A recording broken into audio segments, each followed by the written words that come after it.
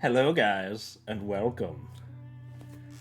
It's time for more Dungeons and Dragons, more Curse of Strahd. More Dungeons and Breakfast. Sorry, my bad. It's Dungeons and Breakfast. The Purse of Strahd. The Purse of Strahd. Welcome. Oh, guys, got a treat. Oh, this is gonna be an interesting session. Do you guys just want to go ahead and start right off Yay. with a nice little last time on Dungeons and Dragons? Your group, after receiving an invitation to dinner by none other than Strahd himself, you made your way through the mountains along a winding path west of the village of Barovia, eventually making your way to the Castle Ravenloft. Escorted there by a mysterious carriage, you made your way inside the castle, where you saw a imposing, gaunt, pale man playing an organ and serving you a delicious banquet and feast. Apparently, Strahd is looking for a successor to succeed him on his throne, to which he has given you the challenge of overcoming him and taking his place. After a strange bit of help, a few words about the questions that you asked him, you made your way out of this very dusty, run-down castle that looks like it hasn't seen a lot of use in centuries. It has been worn, but there's still signs of it being lived in. As you stand now,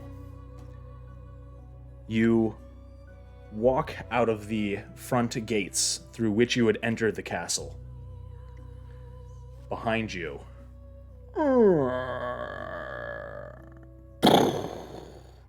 the doors slam shut with a dusty cloud billowing over you.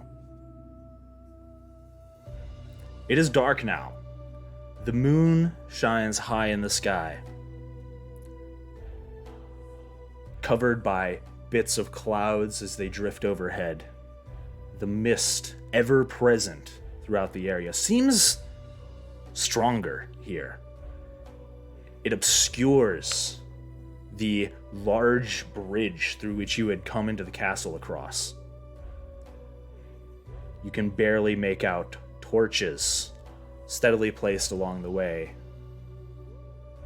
obscured by this thick fog.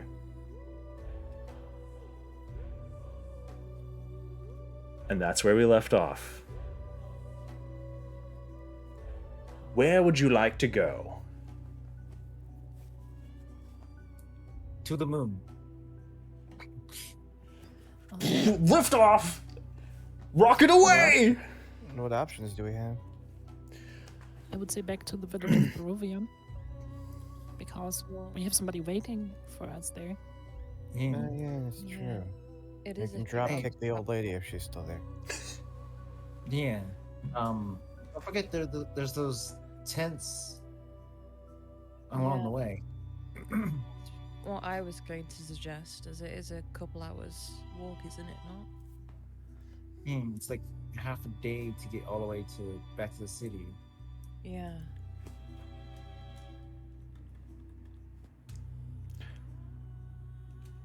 Why don't we head for the tents and see if we can take shelter there?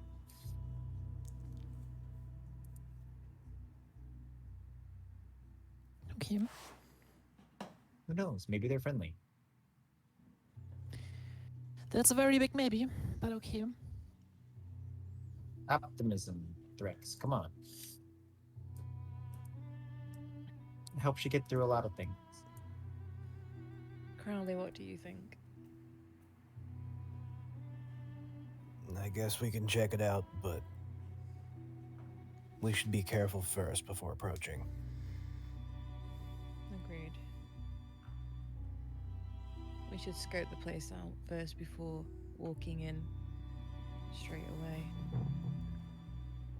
Oh, we're not just gonna walk right up to them like a bunch of morons. Okay. Well, you can if you want. We could, I suppose we could throw you in there. Be life bait.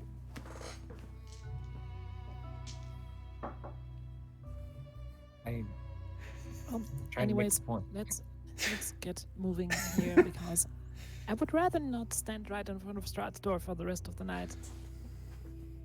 Okay. You see hanging in the just barely above kind of the mist hangs a good 10 feet before it starts to thin out slightly, and you can see in this tunnel in front of you that leads to the drawbridge where there's a portcullis. On the underneath side of it, you see maybe 50 or so pairs of beady red eyes hanging underneath it, looking at you.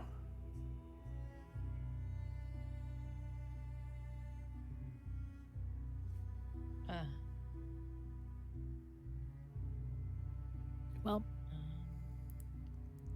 let's go, guys. Let's go. No time like the present. Okey-dokey. You make your way forward through the tunnel, and as you do, you hear the squeaking of several bats as they fly away up into the night sky. Again, you come across the strange-looking gargoyles that guard the sides of this bridge, each on top of a stone pillar. One of them kind of fallen off and head broken, kind of still standing watch. You make your way across the bridge. No issues. You kind of hear a few, like, as you're moving across, a few stones kind of crack off of the bridge and fall to the chasm below. But it's relatively safe. You make your way through this strange winding canyon that had led you to this castle. This kind of very dug out road that looks like it was made this way on purpose to be winding and hard to get through. Almost like a defensible, easily funneled type of road. You make your way all the way. Actually, it is nighttime now, so I've got to make some rolls. Oh. You are traveling at night. Oh, yes. We've got a whole different table for you. Oh, goody. Let's see. Come across somebody with a wish stone. Oh, yeah. All right. I wish. Oh. Okay.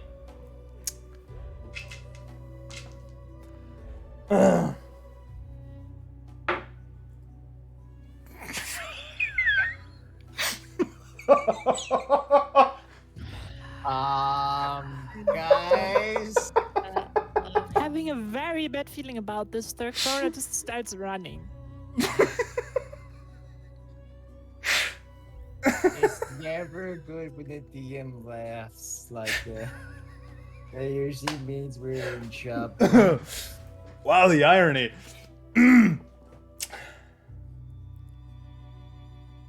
The rain has finally let up. It is. Oh, for fuck's sake, Gary. You can still hear the distant rumbling of thunder,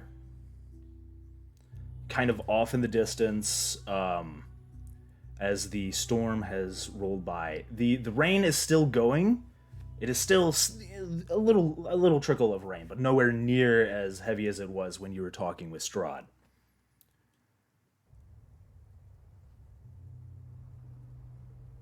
And then you see the fog start to move as the wind begins to pick up.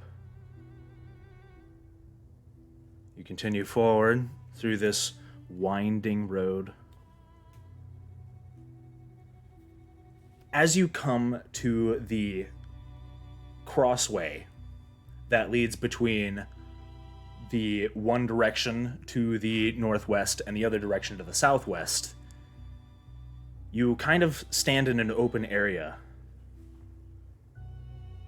And you had been covered by the two hills on your side before, but as you leave that secured area, you notice the wind is getting heavier. It is much more noticeable now that you're out in the open than it was a few minutes ago.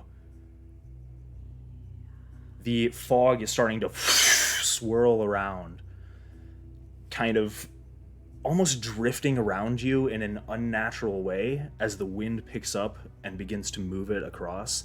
The clouds, as you look up, begin to steadily move faster across the sky, obscuring the moon briefly before revealing it again.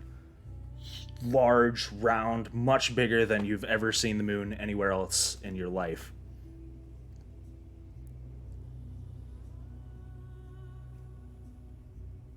And as you move forward,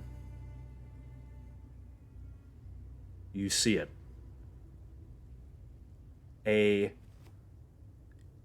gaunt figure standing in the middle of the gateway. Oh, hi, Strahd.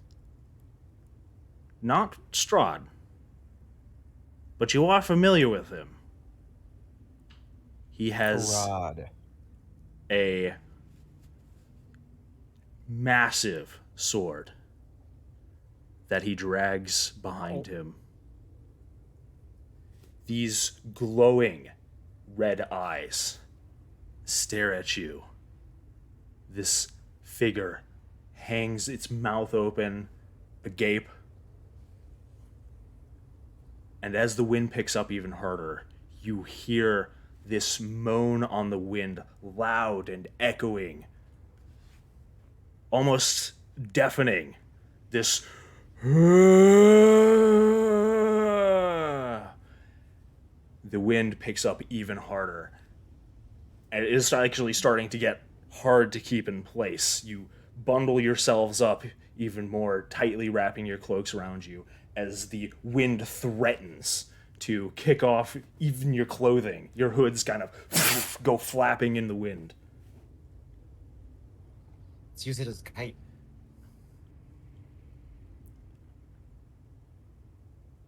What do you guys do? Well, This figure starts moving towards you. Not a fast pace, but he drags this sword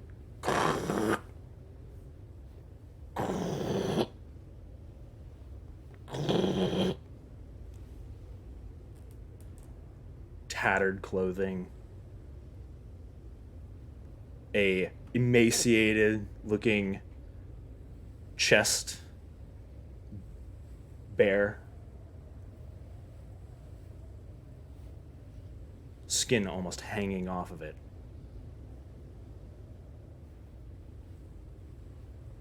hang on. know what I would like to do. Uh, Haul Crowley? and Run.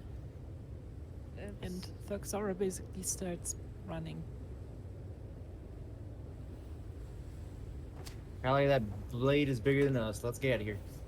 Yeah. You get out of here. You turn and begin heading to the southwest direction, I would assume. Back Yeah. towards the way you came originally. Yep. Okay. As the figure starts moving forward, your group turns and begins to move in a southward direction. Now, thankfully, the road once again kind of begins to meander through a small canyon-like dug spot between two hills. So you're partially blocked from the wind, which you're extra thankful for because it is strong. The little tiny droplets of rain have become like pieces of sand blowing against your face. It is almost painful, and you kind of have to keep wiping your eyes as you continue forward. I would say if you're attempting to run and the wind is stopping you, roll your athletics checks. But because the wind is kind of blocked by this road, this canyon dug road, you can roll with advantage.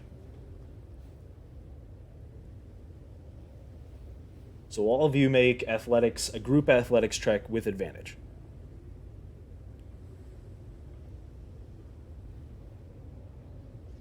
$21. Okay. Why didn't it stay on the 15? Darn, it's 14. Okay. Oh, Okay.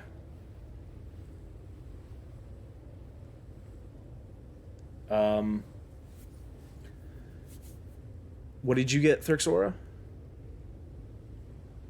I got an 18. And Tama, did you roll with advantage? Because for me, it just chose a normal roll. no. Yeah, you get to roll. You get to roll twice and take the higher number. What is the party composition? It is you got a fighter, a rogue, a paladin, and a bard. Pretty good group. Yeah. By the way, that advantage saved my ass because the first roll was an ed one. Woo, It that's could've been good. Real bad. It's good you encountered him in this area. I got it. Well, I just I do want to point out the Revenant only shows up on a roll of 20 on the dice. So it is a revenant. Oh, the next time that he shows up, we get to kill him, right? Yeah, totally. You guys will be fine. Hmm. Run away from him once, it's for your life. Run away from him twice, it's because you're not strong enough to fight him. Run away a third time, now Also- you're just a coward. Hi, Silver. You accidentally hijacked your partner account? Oh, okay. Hello. Alright, getting back into it. Your group, despite this wind kind of, as it blows and gusts through this canyon, it kind of makes this loud whistling noise almost, kind of this whoo as it blows through. Thankfully, you manage to keep ahead of this creature. And as you continue forward, you look behind you.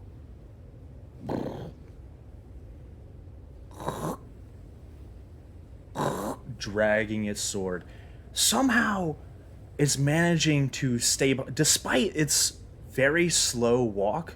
It seems unnatural how the fog kind of blows past the creature, obscuring it from vision. You take one look away and you look back, and somehow he's closer to you. You're not sure We're fighting Slender Man. how he's Oh, shit. keeping up. But you're managing to stay ahead, and thankfully, you have enough. You're kind of empowered by this delicious, hearty meal that you had earlier. The first decent meal you've had in a long time. And you have the energy to continue to outrun this creature.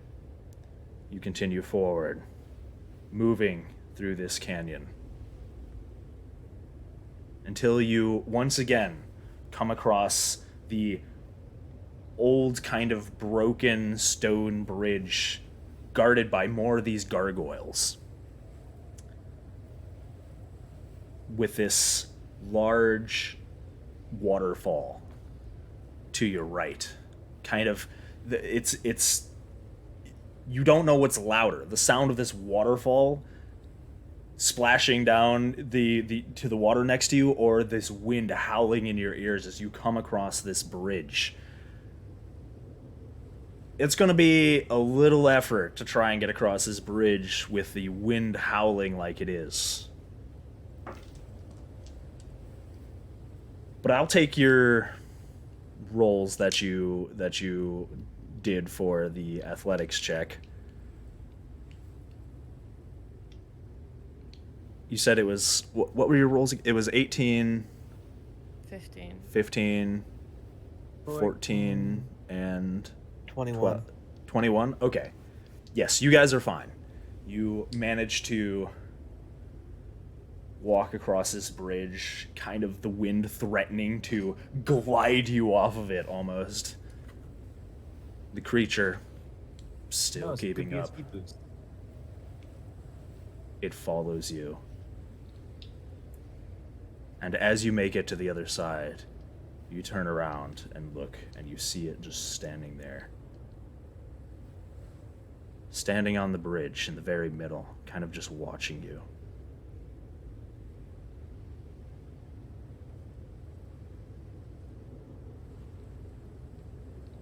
It turns around. Its sword scraping across the stone. Kind of like you see little sparks flying up.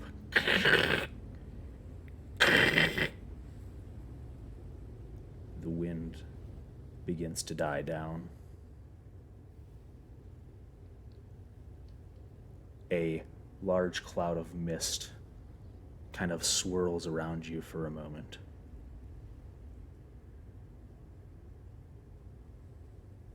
And then it's gone. You kind of peer through the mist as it briefly subsides for a moment with the dying wind. There's no sign of the creature.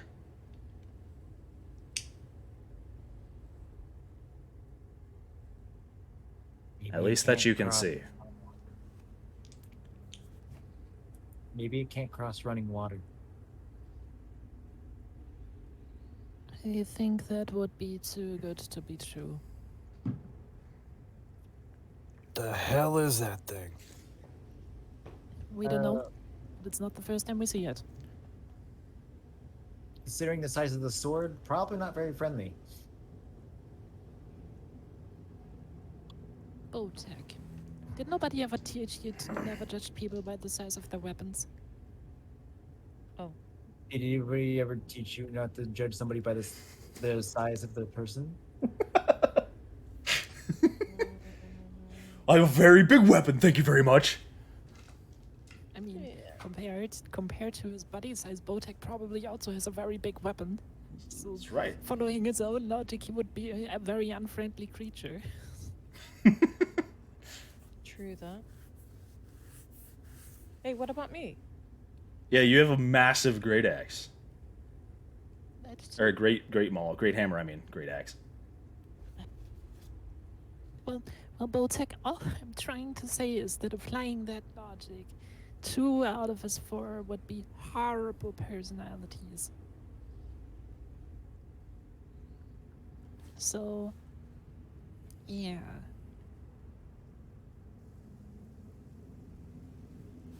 feel like you're Anyway. taking this the wrong way that it's supposed to The- go, but The wind dies down even more, eventually becoming the light breeze it had started out as. Now all you can feel is the trickle of raindrops, thankfully not blowing into your face and stinging your eyes as it was before. Anyways, guys, let's get going again. Last thing we need right now is the thing deciding that it might actually be worth hunting us, still turning around and coming after us again while we are standing here. True.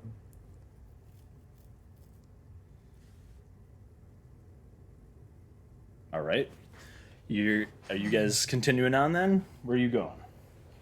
Right now, you are at the other side of the bridge, on the southern side. You face two directions. One way kind of leads farther down into the valley. If you follow this river, you can barely make out from your position a large body of water that the river kind of pools into. Um, A fair distance away. Guys, you remember those tents from earlier today, right? Yeah, they were by a big pool of water. Maybe a lake. Mhm. And I see a big pool of water in roughly the same direction where those tents should be. So, Then we know which way we need to go. all right.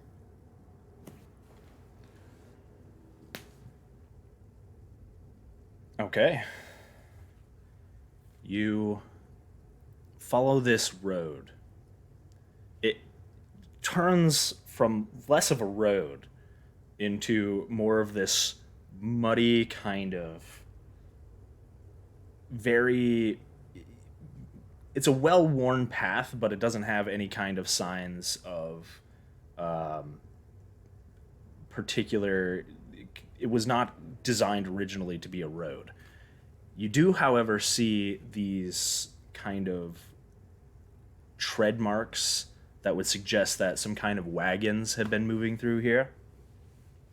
And it's kind of a steep incline. It's not too difficult, but it is slippery and muddy, and you kind of find yourselves kind of sliding downwards as this rain kind of as you continue to move on, the rain is beginning to let up a little more. It is becoming more of like in spots here and there. You'll get a little bit of drizzle. Continuing on, you decide to follow this road, which seems to curve along the side of this crystal clear, beautiful looking river. Instead of wind and rain, you now hear the trickle of this river as it moves beside you.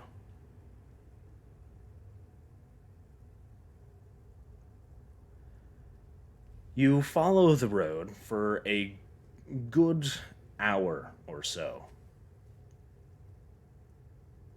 accompanied by none other than the sound of the river. The rain finally stops, and it is just mud. And the brief sound of every so often you hear a raven in the distance cawing out.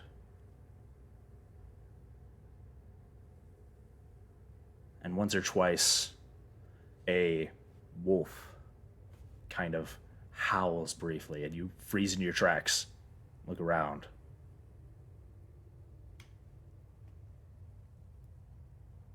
But nothing's there.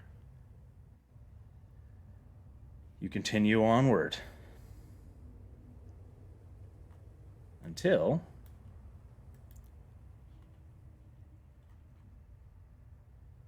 you see the road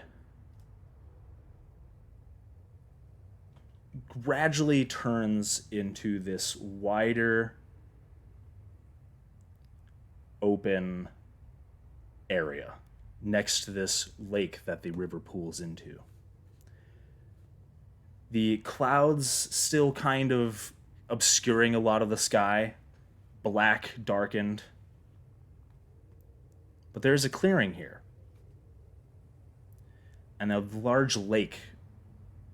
Maybe a smaller lake, actually, but still a lake nonetheless, several 100 feet across.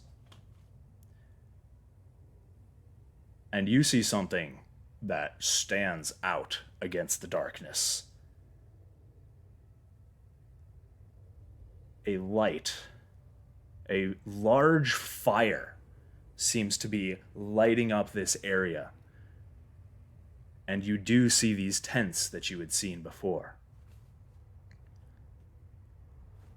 5 very colorful round tents, each about 10 feet in diameter, are pitched outside a ring of these 4 barrel-topped wagons.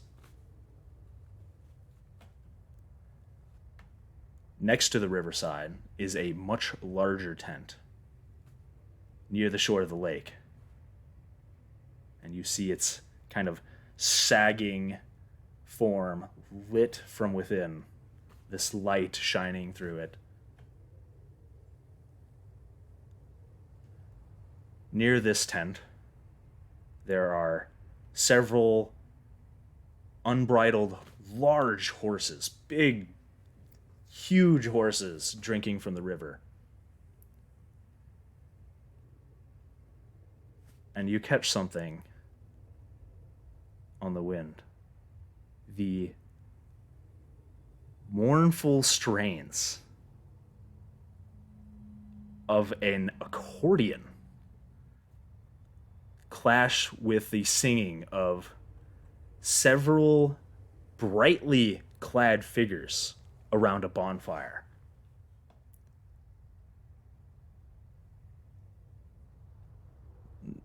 You are about, I would say, about 100 feet away from this encampment. They haven't noticed you yet. What do you guys do? Hey, Spibomb. Doxara is gonna look to the others, being like, what's the likelihood of finding a circus here? And what's the likelihood of something being horribly wrong with it? Did we have any pie without knowing? No. Okay. It would have been a shitty move of Strahd to spice up the dinner. Shitty. Joke's on you, there was drugs in the meal. Enjoy your trip. He's just sitting there like in his on his throne, like steeple fingering, like they should be tripping balls right about now.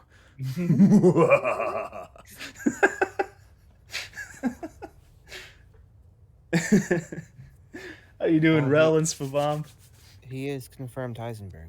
We discussed this last That's time. right. Yeah, he's actually a drug lord. That's how he rose to power.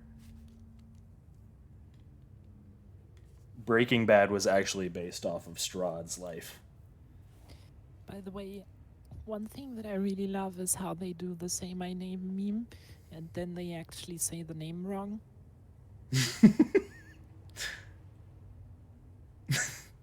Hold on. I've got something to bring you to. Party. A party! Party, party, party. We're gonna have a party. Oh no.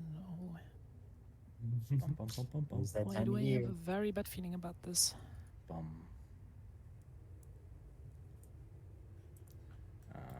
It broke. Give me one moment.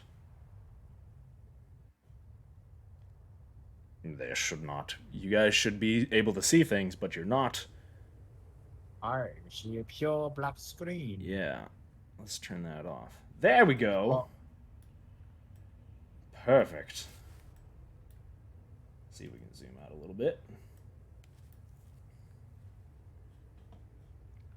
You guys would be not on this map. You guys are far off to the west.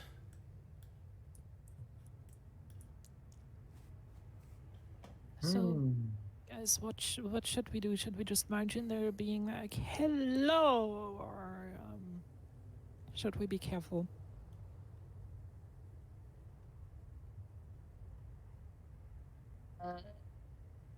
Approach with caution, maybe?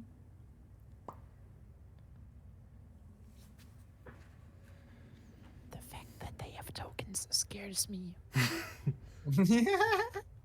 The fact that they... Oh no! Guys, I see something above their heads! Is that a health bar?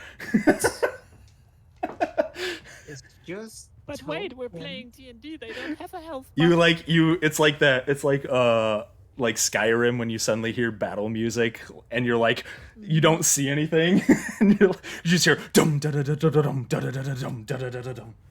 It's like, wait, what? What's going on? Where is it?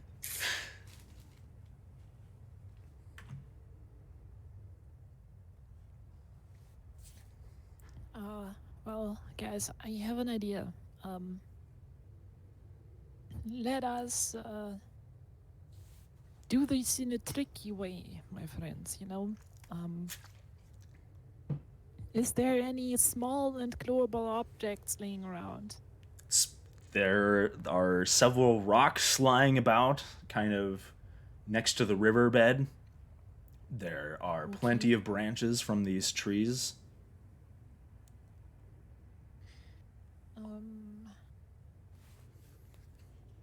Get a fish.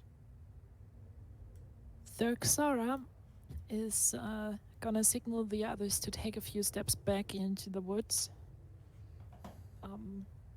And then she is going to grab a rock and then she is going to take this rock and sit in a bush as well. And she is then gonna make this rock glow, mage hand it to a position where they should be able to see it. Then she is going to start to play music from the safety of her bush, trying to lure the people to this glowing rock that plays music. Congratulations, we invented the MP3 player. And she's basically trying to see their reactions to this. So you're throwing this Unique glowing rock within visible distance of them. Mm-hmm. Are you kind of like chucking it near one of the wagons or something like that? She's gonna place it in the middle of the road. Okay. And yeah, because this plan has a further step if they react to it. Okay. You see these figures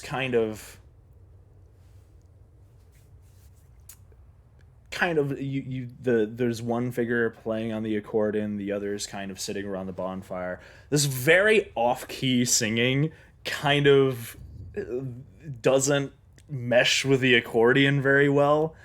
Kind of it's almost painful to listen to. You just hear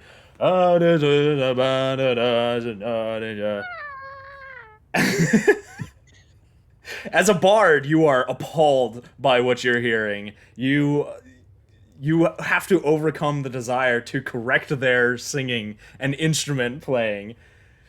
Kind of holding it down, you drop this using your mage hand. The rest of you see this glowing, floating stone, kind of heading away from Thurxora, towards the edge of the road. You drop it. It lands in the road. You wait for a reaction. Don't forget she's gonna play music for it as well. That's right. Yes, and you start playing music. Uh, what are you using to play music? Uh, The lyre, and she's going to play a cover of the song that she heard in Strahd's castle. okay, the organ song. Hmm. All right. But on an Are you organ. using some kind of magic, or is it just coming from your lyre where you're at? Um, I am currently thinking.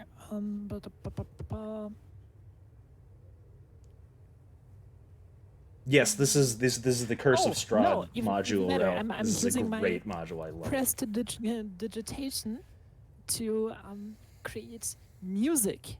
Okay. To create a replica of this organ song. All right.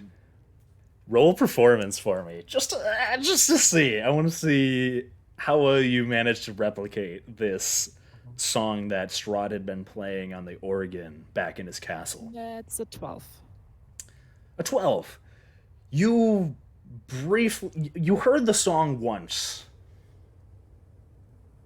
but it was usually you're very good at picking up music, being a very talented musician, um, and you can usually just hear it once and start playing it. But in the place you were, in that castle, you were focused on other things. For instance, the sounds of screaming death tones in your ear as the servant strolled through the castle. And you weren't quite able to focus entirely on the music. However, you do make a pretty decent song. You're not sure if it's exactly a replication of the song you had heard, but it's still pretty decent. And your prestidigitation kind of you make it play this tune from far off near this stone as you drop it onto the ground. And this melody starts to emanate from it. You guys kind of hear this as this accordion is playing, another tune kind of clashes with it. There's a brief moment where the singing stops. The accordion continues to play. Seems unperturbed, almost like he has mastered tuning out any other musical intonations. Normal accordion player, you're saying? Yeah, he's mastered the art of accordion. Tune everything out. And they kind of briefly glance about. And you hear talking, but you can't from where you're at. How far away are you, by the way? Where are you hiding? Factor is probably gonna try to hide in the bushes over here somewhere. Okay. Just out of the range of the light of the fire. Okay, I will say, are you trying to be stealthy? She's basically trying to use the range and the bushes as cover. So Okay. So if you're trying to hide from them, roll a stealth check. okay. That is a 19. Okay. You feel that you're pretty decently hidden. You found some bushes to hide in. The dark canopy of the trees kind of covering your presence. They move forward towards. They look around. You hear talking, but you can't exactly pick it up from where you're at. There's some conversation among them. The accordion still continues to play, and your music, and you're struggling to try and keep the music going while you hide in this bush and listen to this terribly clashing accordion. But you continue nonetheless. One of these colorful figures, and when I say colorful, I mean they are dressed in. You've seen the typical Barovians dressing in these kind of drab, very basic outfits, dark colors, kind of muted tones, dark purples and whites and blacks. These characters wear all sorts of colors. These bright reds, maroons, these beautiful shiny purples. They seem a very huge contrast to the typical people you've seen so far. One of them saunters towards the glowing stone, seemingly having spotted it. And it is at this point you notice they're kind of waving back and forth, trying to keep a straight line as they move forward, kind of stumbling a little bit back and forth. And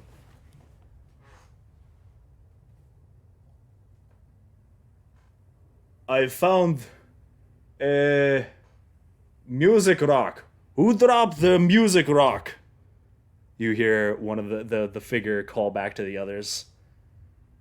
You hear a reply, but you can't tell what it is.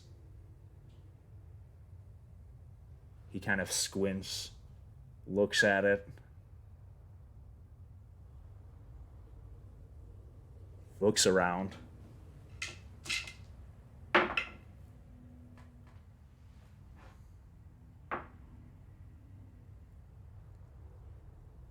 Rolled extremely high on his perception check.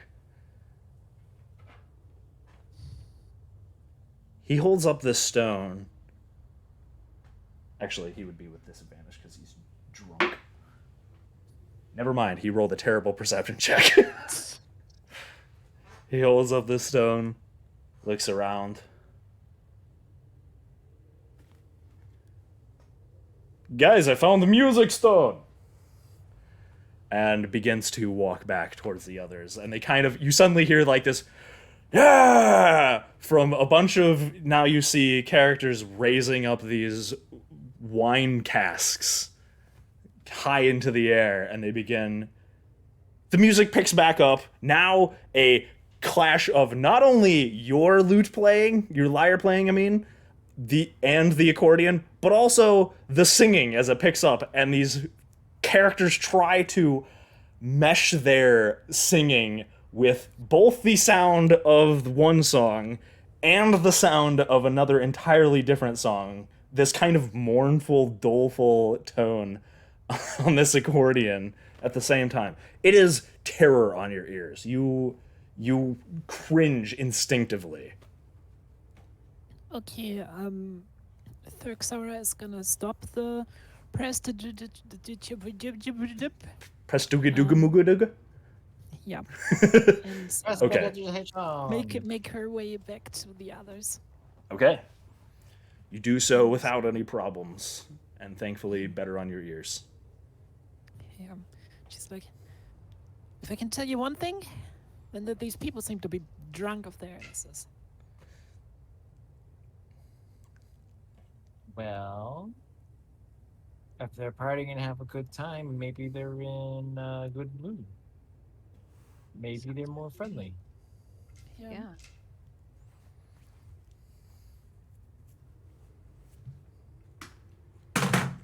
So, reconnaissance successful. What now?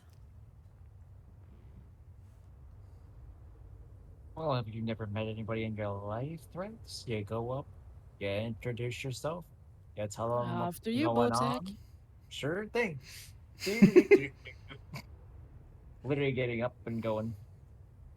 Getting up and going. Okay. I need to get your icons so that Can you can mage hand him in there and then surprise them with a Too heavy. small man just floating down Floating. from the heavens? Floating down from the heavens like a cherub. The morning I can lord also- has no. arrived. Unfortunately, Mage Hand can't pick up an entire gnome. So, Waffles, assuming that I did pick another Mage Hand because D&D Beyond allowed me, or theoretically allowed me to learn Mage Hand twice, would that be double the carrying capacity? You cast double Mage Hand. You're like, I have two Mage Hands, left Mage Hand and right Mage Hand. Both of them I equally as didn't weak give up as the because other. I was like, maybe that's not very helpful, but Sorry, I've got 3 right hands. I've never seen dual wielding mage hand, but it's theoretical. Theoretically, maybe. Okay. Botak is going first. The rest of you are going to be kind of off the map here, waiting for Botak to move forward. Are you just sauntering up there and introducing yourself to this group of drunken Yeah. individuals? Okay. What do you say? What do you do? They're all standing around this campfire, singing these off-key tunes to this accordion. Kind of, they don't seem to have noticed you yet. How are you presenting yourself?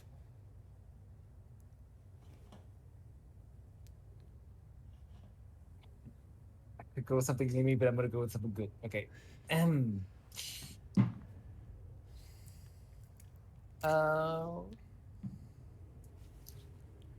For people in Barovia, you seem to be in awfully high spirits. Hello. Good to meet you all.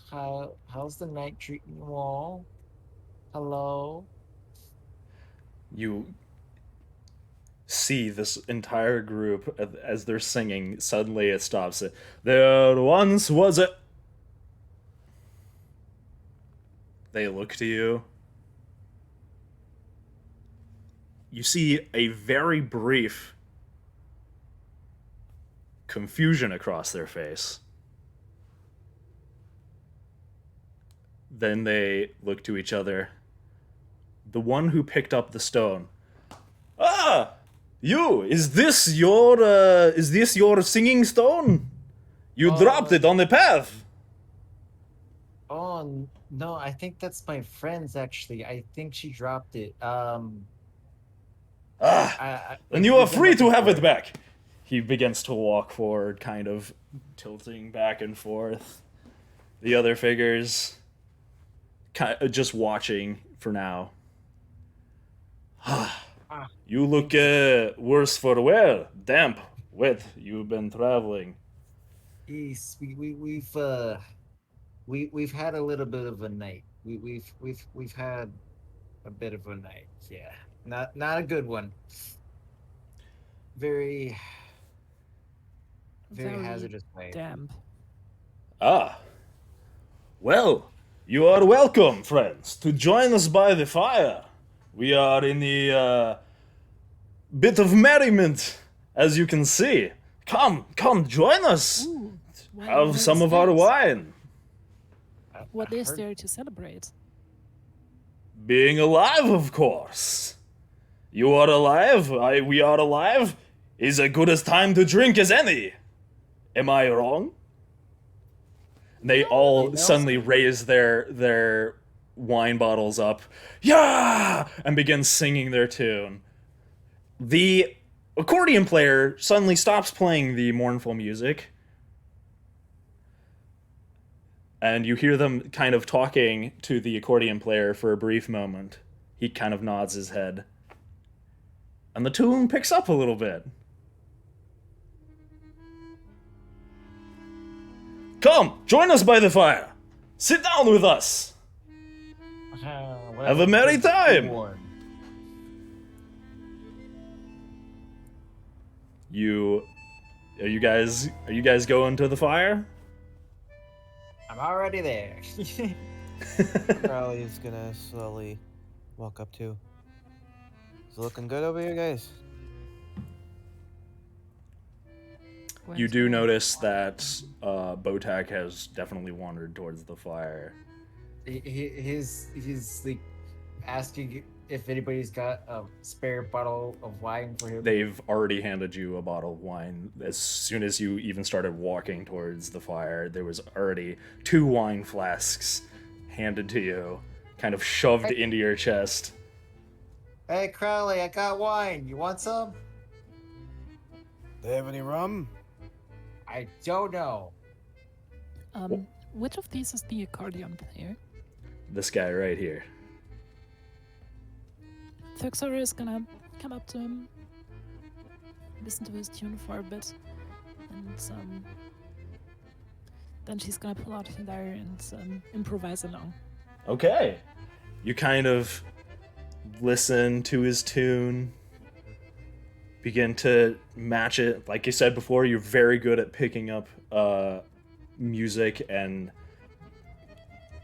managing to accompany it right away, and you seem to have no problem. As the song begins to pick up, you do an accompanying piece, like a background track, so to speak. Roll your performance for the heck of it. I'm curious. What's a bard if you're not constantly rolling performance? Is Yeah. 19 plus 3, 22. Yeah, 22. You managed to accompany. You turn this. He's okay. He's not amazing. But with your accompaniment, it actually turns into a pretty jaunty tune. And the rest of them begin singing along to it and kind of dancing around. He sees the rest of you join. Ha! More! Welcome! Join us around the campfire. Here, wine for you, and wine for you. And they each hand each of you. As you ask for rum, he kind of turns his head to the side. We have wine. Is wine good? We also have water. Good enough. Actually, we don't have water. I take that back. There's only wine. I mean, we're standing right next to a river. That is for horses. Yeah, come on, Rex. That's for horses. Don't be silly.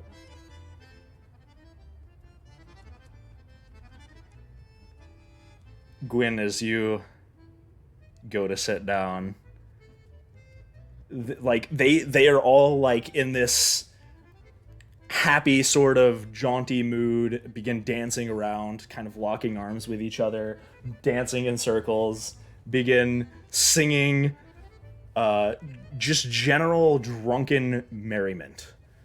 One of them locks arms with you all of a sudden, like out of nowhere, and just begins dancing around in circles with you.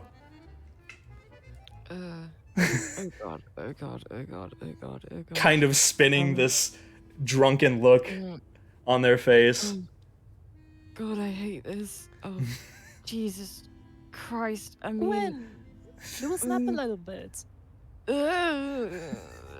You spin it, they're just kind of moving around, expecting you to keep up with them and dance along, but you're kind of not really moving along with them, so they're kind of improvising and moving around you, which just makes you spin around in circles, which is not helping with your stomach. Gwyn just sort of awkwardly shuffles and laughs nervously and just sort of weirdly bobs her head a little bit. Yeah, cool. Yeah, this is great. Help me, please, help me. The rest of you, come, dance with us! And they begin to kind of dance around the fire, and everybody seems to kind of start picking up on this, and they start moving around. Seemingly not a care in the world, which is very in brief moments throughout this, you kind of peer out across the river, and the huge dark shadows of clouds in the sky and the moon and the mist would seem ominous at any other time, but somehow different looking through the perspective of these brightly colored peoples in tents.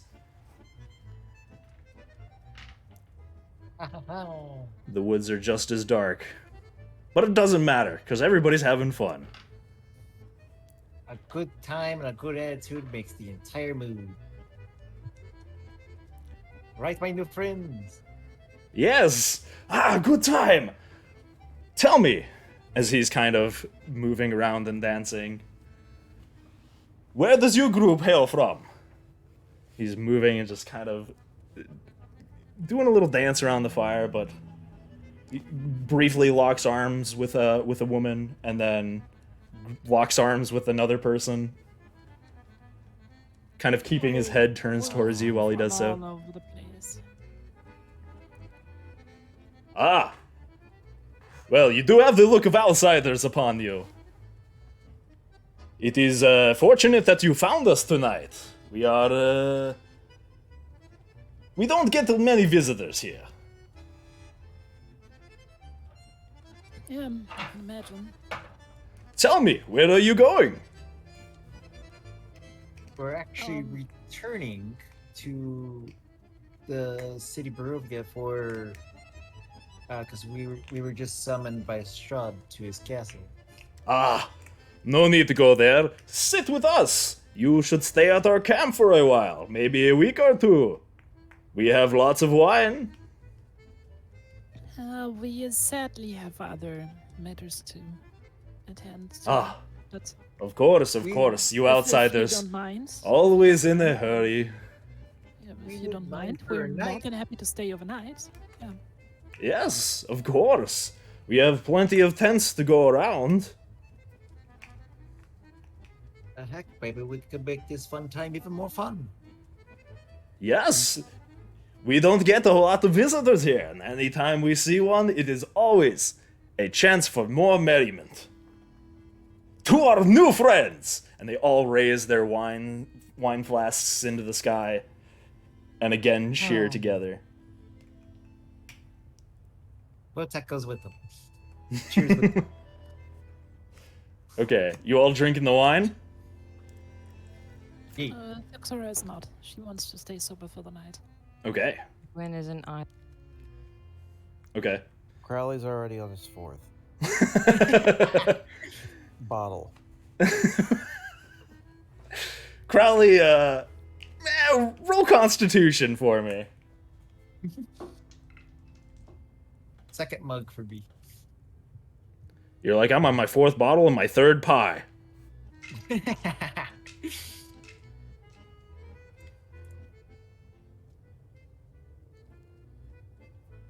That was a 4. A4, you are plastered. You are absolutely shit-faced. You are gone.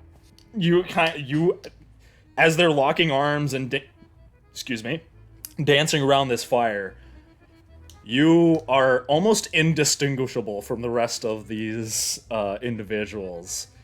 And you don't know the lyrics to any of the songs they start singing, but that's not gonna stop you. Oh no, he would 100% be trying to sing along. Yeah, that's not gonna stop you. You're just da da da da na na na na na da da. Yeah. Pretty much. Botak, you also roll Constitution for me since you're also drinking. Okay, let's give this a good saving throw or check. Saving throw. Okay.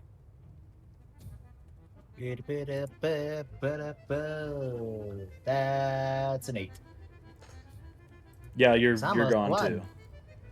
You're also gone. It doesn't take a whole lot. This is some strong stuff.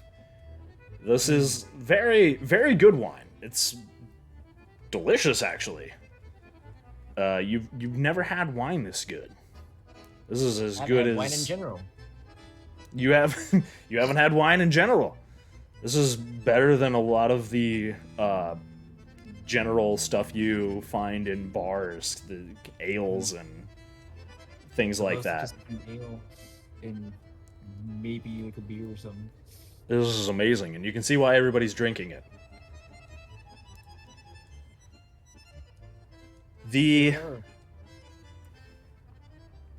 dancing eventually dies down slightly, and it becomes kind of more of this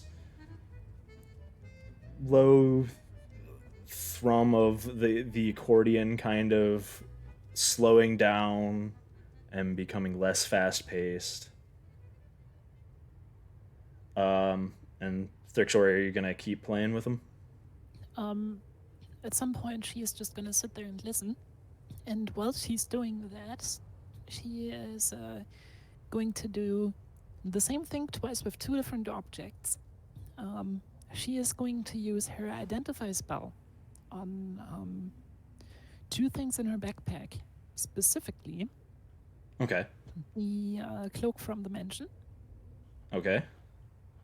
Um, So casting to item do this, cloak. you have to set up. You kind of leave the area a little bit, and you have to set up this kind of little ritual area Mhm. to focus on identifying this object, and you would have to move a little bit away from the main, so you could concentrate on it. Oh yeah, she's probably gonna go somewhere close to the river with the horses. Okay. All right. You focus on these items, holding your hand over it for a good hour, and the merriment does last a long time. So you've got plenty of time. An hour in, no problem. It's somewhat hard for you to focus with the music in the background and the shouting and the Oh! slightly off key accordion. Yeah, Botak and And the Crowley drunk both. Yeah. Crowley singing off key, trying to match words with everything. But you manage to. Yeah. You discover that it is a cloak of protection. Okay. I can show that to you, actually. Boop. Ooh, fancy. Yes. Quickly update my inventory. While Thuxaria starts identifying the second object, the orb from the mansion. Okay. You spend another hour trying your best to focus. There's a horse right next to you, and it seems to be watching you judgmentally, kind of.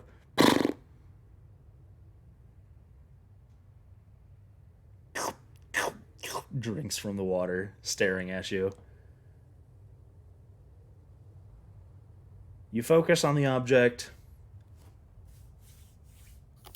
and you are able to discover that there is no magical properties to this crystal ball. It is simply a crystal ball that might be used as a focus for spell casting. Okay. And it is. Oh, what is it? What is it? Your background ability? What does that do again? Which one? Any background ability? The one that lets you identify historical objects. It is that I can where is it? Bards, and the 20 pages Bards. of stuff to go through. Historical knowledge. I can determine the monetary value of art objects more than a century old. This is a very old object. Definitely more than a century old. You'd say on the standard market, if you came across something like this nowadays, it'd be about worth 50 gold, abouts.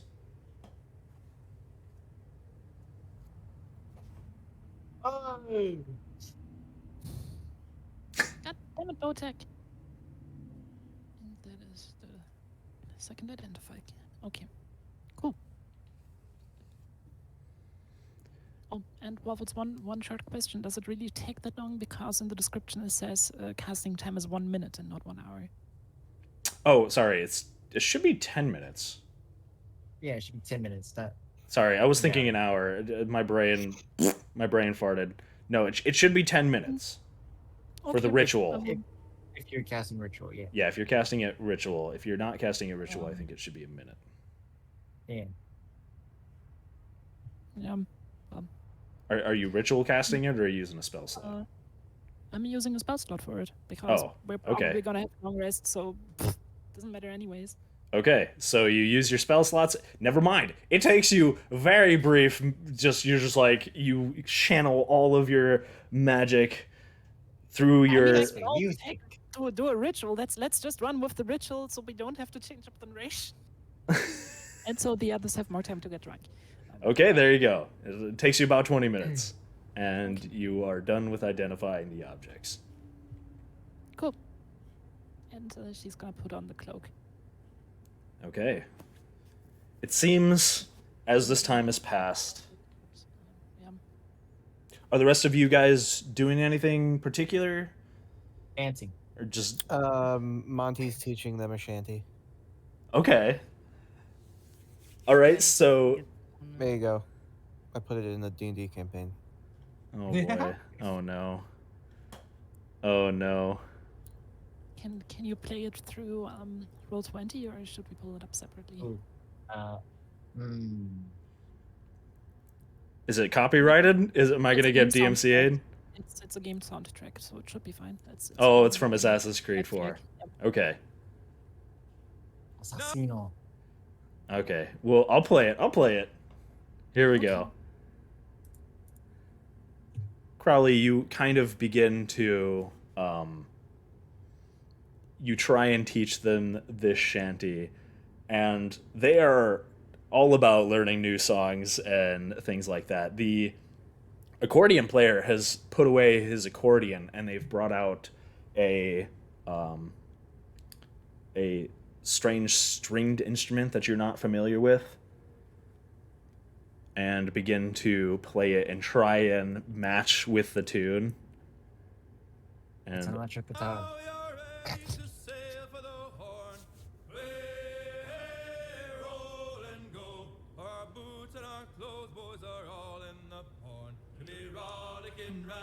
the dandy, this is from Assassin's Creed. This is from Black Flag. Yep, it is. It is. They all begin to like try and the lyrics aren't too hard. It's a sea shanty, and they definitely begin to pick up on it. All begin singing together, all of them chanting to it. Hey, roll and go. And yeah, everybody seems to be picking up on it. Botac, do you join in with the sea shanties? Botac is swinging their wine flask back and forth. Everybody seems to be enjoying it. Gwyn, are you doing anything? Gwyn is sat in the corner, drawing sadly into the dirt with a stick. Just little smiley faces and goofy little drawings. As you're doing so, the man from earlier kind of sits down next to you. Yeah, What? sorry, something I get over to, Why not drink with us? Come, enjoy the merriment. I don't do relaxing. It's easy. That's what you need the wine for. And he kind of inches a flask closer to you. It's not in my nature not to be alert, so I appreciate the offer, but it's just not my gig. Ah, fair enough. One must keep cautious on these roads, should they not? Question: does the Xara have the knowledge about dragonborns and their breath weapon stuffs? You can roll a history check. Okay, I will do that.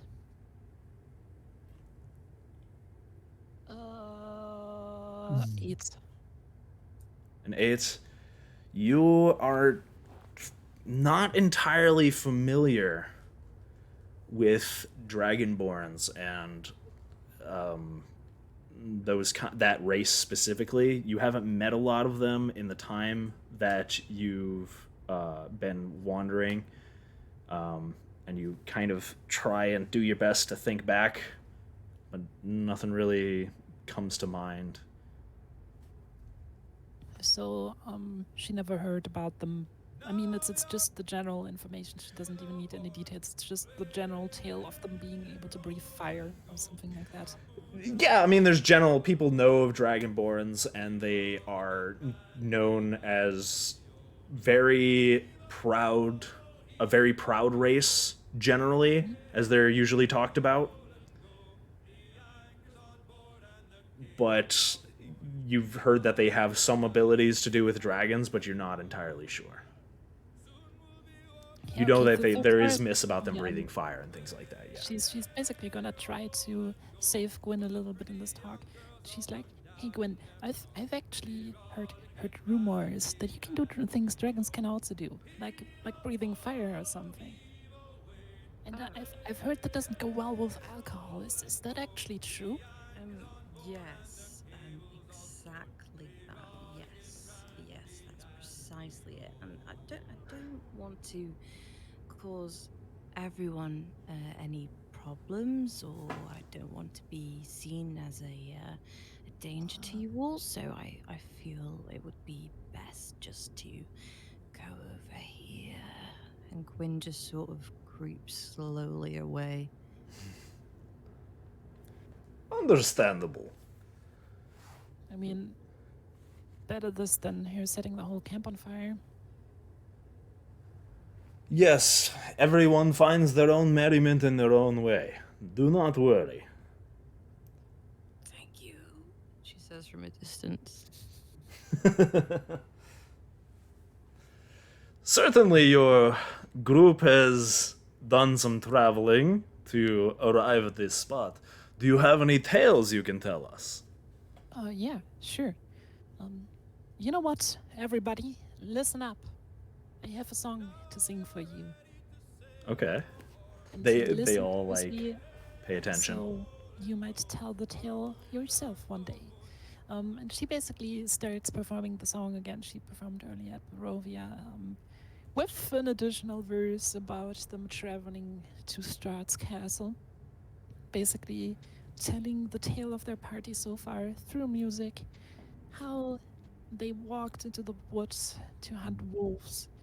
Okay. How then they have been chased around by werewolves, how they went into a cursed fortress and freed the souls inside, burned the place to the ground. How they helped to bury a lord of his lands and defeated a horrible, cruel monster That killed one of our friends. in the open during that. How they ventured to the castle of the local ruler and dined with him. She leaves out the part with becoming the next ruler of the land. How they then basically ventured forth, meeting a group of how would she describe them? Merry travelers who taught them how to continue to have fun even Yeah. through the darkest of times. Yep, I think that's a very good way to phrase that. And then she ends the song, and yeah. And no, chat, it's not gonna be about mayonnaise. Mayonnaise. Mayonnaise, mayonnaise, mayonnaise, mayonnaise. All mayonnaise. As you're telling this tale, they look very interested. They kind of the climaxes and the falls. They're kind of all following along and listening. There's even an instrument player trying to match the tempos of the story. When you get to the part about meeting the Lord of the land, their faces, their smiles kind of fade slightly, and they look around to each other for a brief moment, and they just kind of listen. But there's not as much like, oh, ah. It's kind of just focused attention. And after you finish telling this story, what seems to be the leader of this group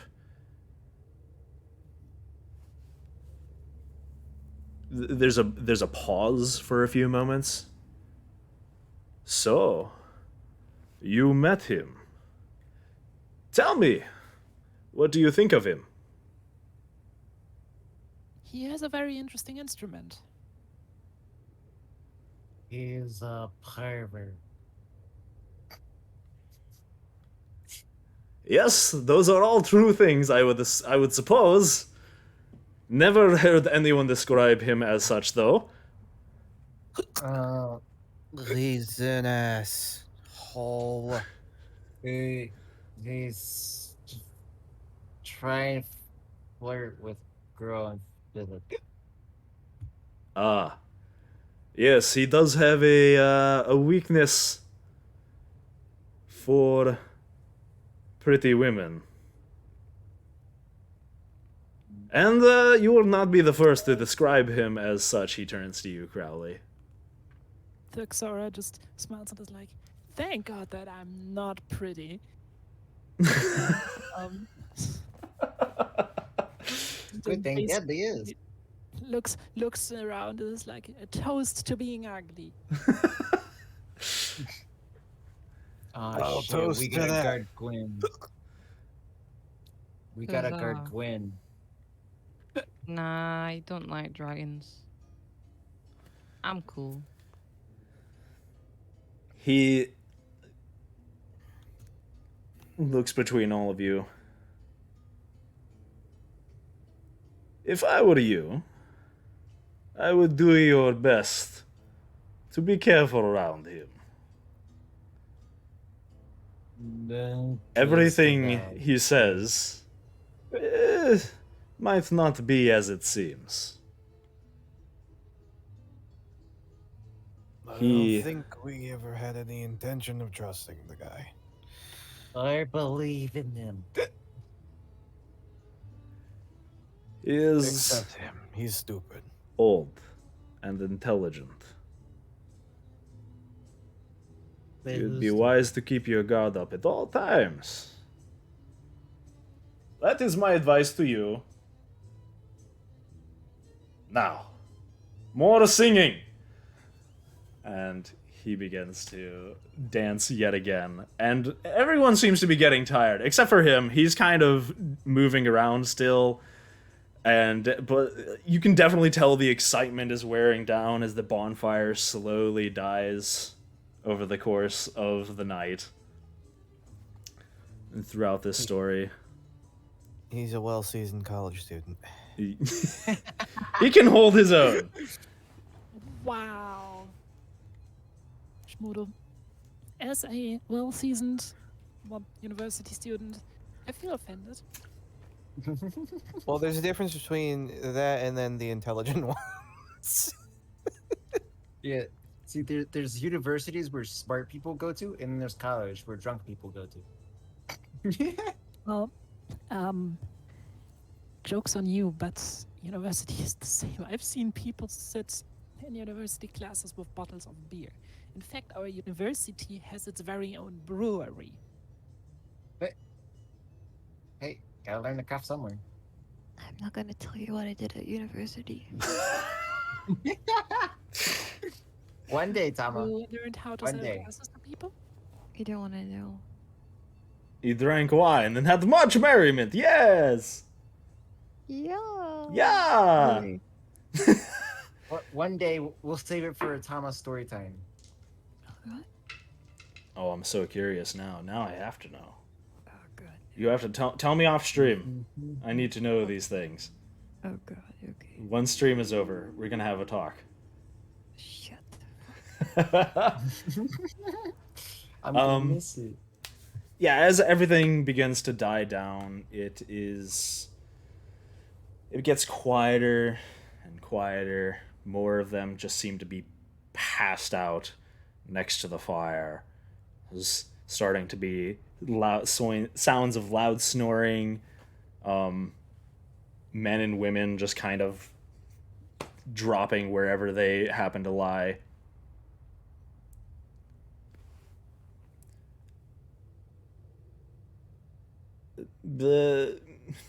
The leader is still up, and he kind of sits and watches the campfire silently, quietly as things die down. Seems to be focused, but not really saying anything.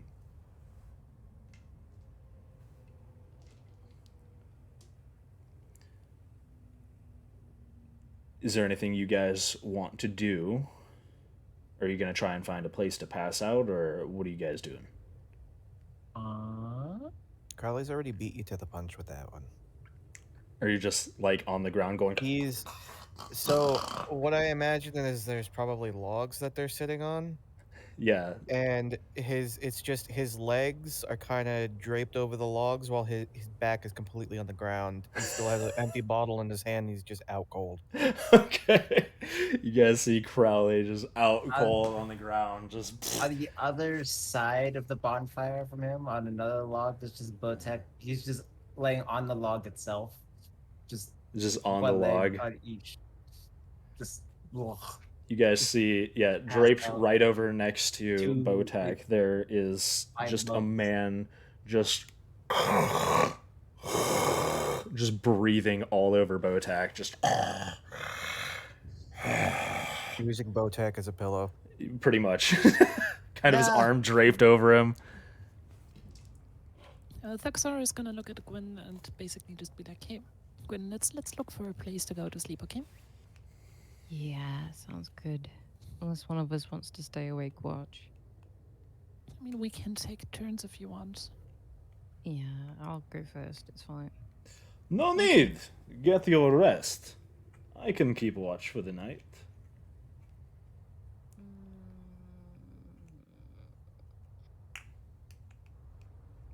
Or join me by the fire, whatever your wish is. What do you think, Victoria? I think it would be unfair if we just stayed here and not did our part. So Yeah. Okay. I'll come join you by the fire, I suppose. Okay. all right, just wake me up once you're getting tired, and then I will accompany you, fine man. Of course, that's fine. All right. You Yep. you find a place to sleep in one of the tents. They seem pretty empty because all of the occupants are asleep outside by the fire. I want to point out, wet, cold ground that after a rain. Not a very comfortable place to sleep, but they might wake up a little muddy. But Is it actually an option to sleep inside the wagons? you look inside the wagons and you can actually see more of these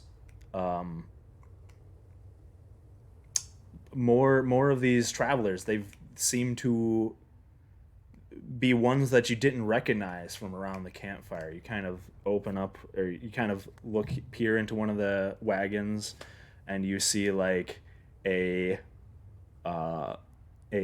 woman and her son asleep next to each other.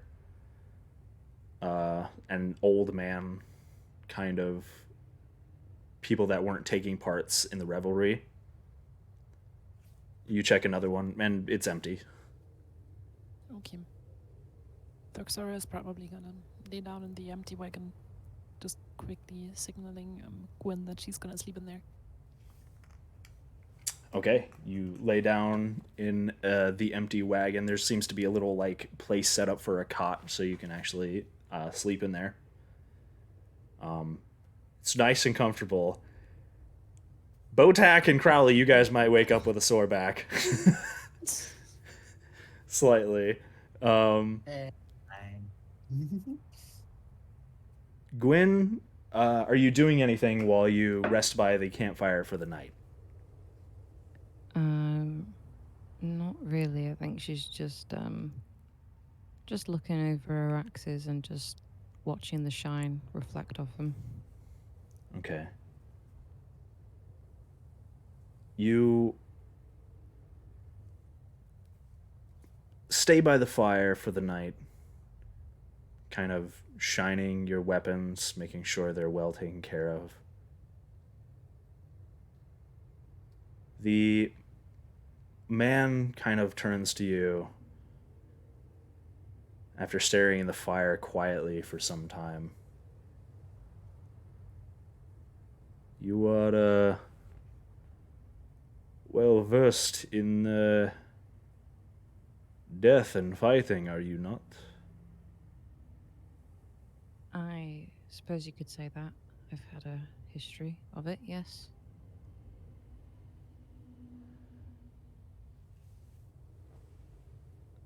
Tell me, has this death and fighting led you to a place of happiness, of joy? I wouldn't say that, I suppose. I suppose it's my own strength that I seek and my independence. So I just keep pushing forward, and this is where it's led me. And that's all I really know now, I guess. You fight for your independence, for your freedom. Yes. And of It this is sort. a one reason for taking up the blade. And yet here you are, trapped in this place, despite all your fighting. I've been trapped before. I got out then. It's just another cycle of it happening. Just with different people, different faces. It's fine. Then fighting, God damn it. he I seen he's drank more than even the greatest of Vistani that I have seen. You have a very good friend there. Yeah, you could say that he's alright. He's cool. It's fine. Bless him. Make sure you watch over him and each other. Of course. This realm will do its best to split you apart, to take you from each other. Yes, we've already experienced that, sadly.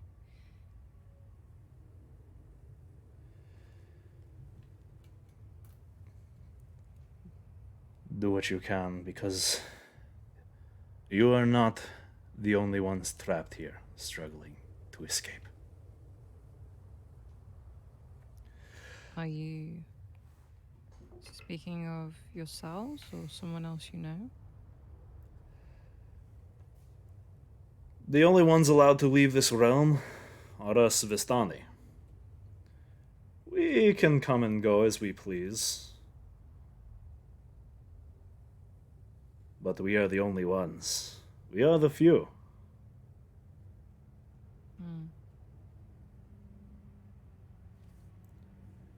And who do you know? Have you had personal experience?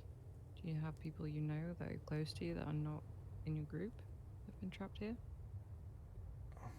Everyone we've ever met in Barovia is trapped here. Only we have left. Yet they all remain.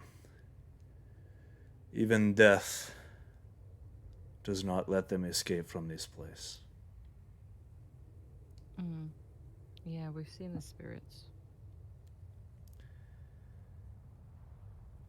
Anyways, I must head to bed now. Will you be okay by yourself? Yeah, I'll be fine. I'll keep watch. Bultek shoots up suddenly, really fast, goes like, "The pie is a lie." and rolls off the log. Back to sleep. It's kind of, you see Botak just. Never mind. Can you stay? Is your gnome friend going to be okay, or should you maybe bring him into a tent, or? It's fine. He was dropped on the head from a young age, Why as is he? far as I'm aware, and it's just fairly normal. Why is he talking about pie? That's a. He must be hungry. Pies are We triggered. don't have pie. Guys, Pies are just triggered for him. put a pun in here. He's traumatized. I thought I heard something for which someone would be banished from this camp, but it must have just been my ears playing tricks on me. Anyways, I am going to head to bed. Yeah. Are you okay by yourself here? Yeah, if needs be, I've got a hammer. I can just give him a little. If he gets a bit too crazy. Feel free to use any of the tents. And before you leave in the morning, seek me out. I wish to tell you something before you leave. Okay. And he goes to the tent and disappears inside. Briefly afterwards, you hear loud snoring. Okay.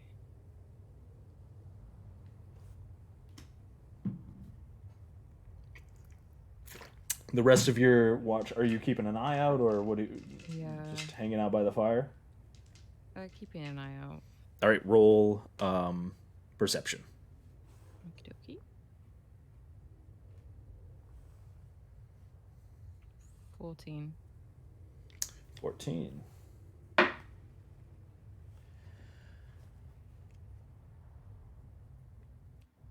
As you're sitting around this campfire and kind of thinking to yourself, and polishing your weapon and looking about, you hear briefly these squeaking noises. You look around, you look over, and just along the tree line, underneath one of the branches, you see several winged creatures, small, beady red eyes, staring at you, watching you, kind of hanging upside down.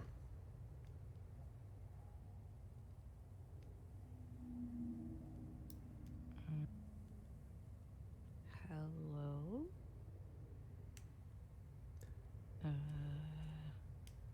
Bats? Okay, I'm just going to... They flutter Oh. away. She just sort of jolts a little bit, and then embarrassed, she just looks around just to make sure no one caught her doing that, and they're all asleep, so she's... More wine, please. God damn it.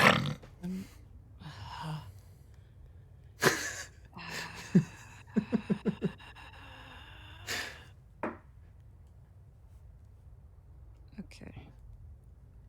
Gwyn just takes note of the bats, maybe thinking they're similar to the ravens. And yeah. And that's nothing else seems to jump out at you, other than maybe a few jolting snores from Crowley, Botak, and all the passed out people by the campfire.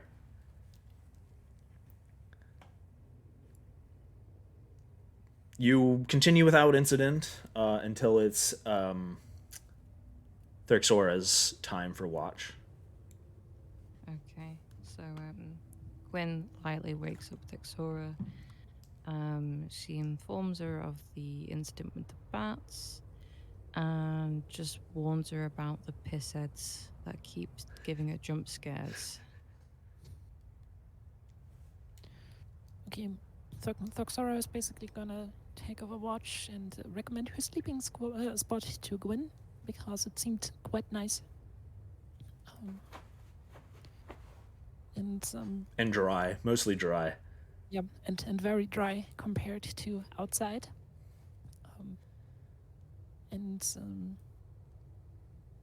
Then she's gonna go outside, sit down next to the remains of the fire, and she is going to sit there and have a closer look at the cloak, where she now knows what it is, but where she does not exactly know how it is and how it works. Okay. And, she is gonna hope that almighty voice in everybody's head will allow her to take this time to attune it to her. Yes, you can take the time to attune the cloak to you, kind of drape it over yourself, and kind of feel the synergy of the magic within the cloak mesh with your own self. And yeah, you now are wearing a cloak of protection, +1 AC for you. It is a pretty nice cloak too. It is +1 on saving throws. Yes, and +1 on saving throws. Yeah, it is a pretty nice cloak too. It's black, with some nice gold trim. Seems like it was definitely made for nobility of some sort.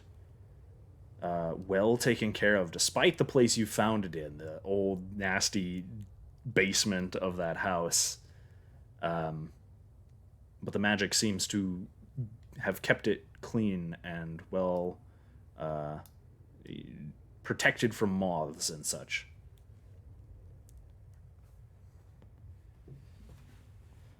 Are you gonna take a watch and look out, or okay? Roll your perception if you're gonna take a look out.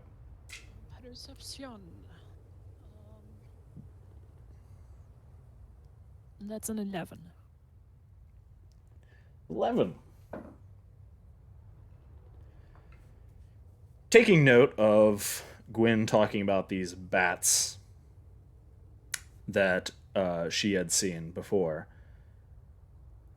you are keeping an extra eye out for anything in the air.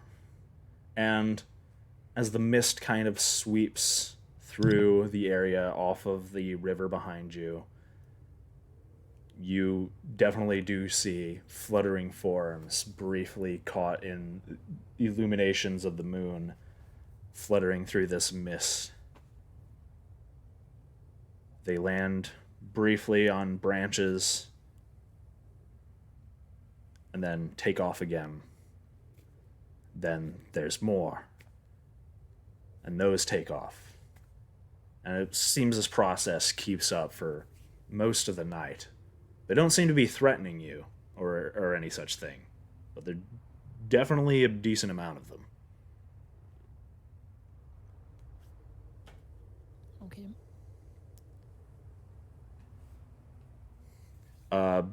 There is no incident other than that.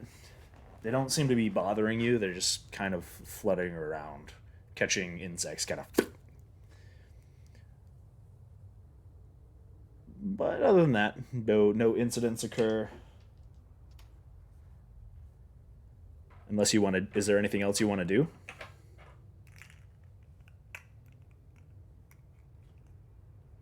Another thing that Thuxar is probably gonna do just to kill some time, while she's there on watch, is she's gonna pull out her lyre again and try to basically create a little bit of a musical background for the song she learned from Crowley, just to next time be able to play along. Way, hey, and roll. Yes. Yeah, roll your performance. Sure. Why not? Roll that performance. Because we can. Gotta make the most use out of the bards. It's 22. Yeah, you managed to remember all the notes of the song. And it's a sea shanty. It's pretty simple. It's easy. It's catchy. and you are very easily able to.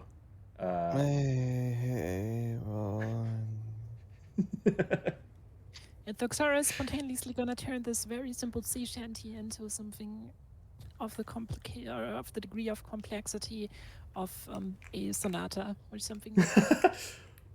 Way, hey, roll, and you just like turn it into this more of a deeper tune than the typical sea shanty would be. I love it.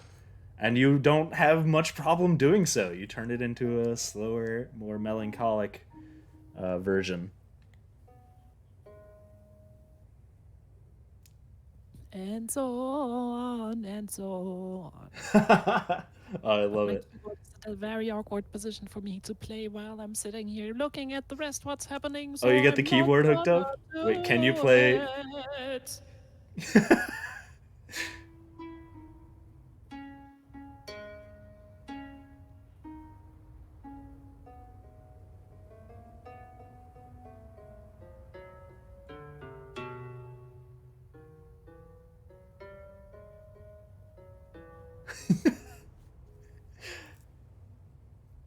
Heck yeah. Crowley, you have dreams of singing sea shanties with your friends on a ship.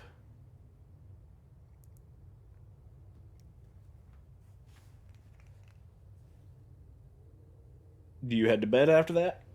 Or are you just staying up for the rest of the night keeping watch? She's probably gonna stay up for the rest of the night. Okay. How long? You probably slept for about. You slept for about 6 hours, right? Yeah. No, it should be fine. Yeah. So the moon slowly moves across the sky before it disappears behind the what you can see the large castle sitting atop the plateau, ever present, ever looming, especially the farther lower down you are in the valley. Just kind of watching from this massive cliff face off in the distance. Moon disappears behind it, and the sun, or the muted light that could stand for the sun, begins to slowly fill the area. And morning comes. Crowley and Botak, you both wake up damp, wet, and with a killer hangover. It was not a comfortable night's sleep. Botak, you wake up with a man, his arm over you, kind of breathing in your face, snoring loudly, just.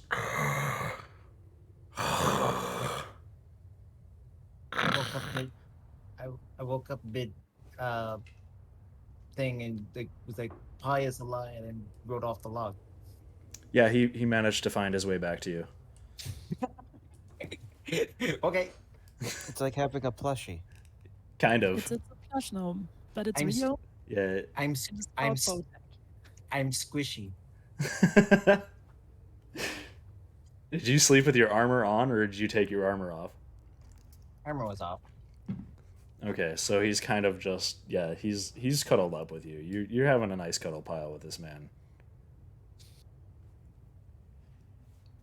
He's kind of just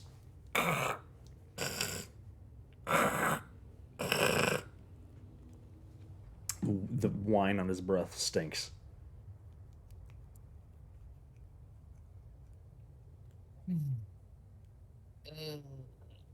Uh, that was some strong alcohols. Tastes pretty good too. The rest of the characters around the camp are kind of none of them seem to be waking up. They are blissfully asleep. Still snoring slightly.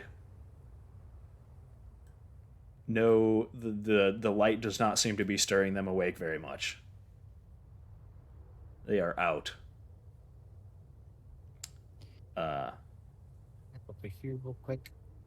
Do morning Okay, prayer. Thurxara is gonna start singing a tune that goes pretty much like this.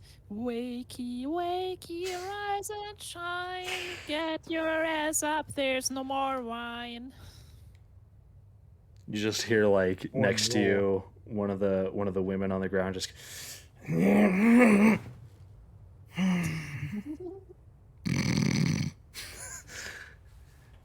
snores loudly, stirs, and kind of seems disgruntled, but doesn't get up.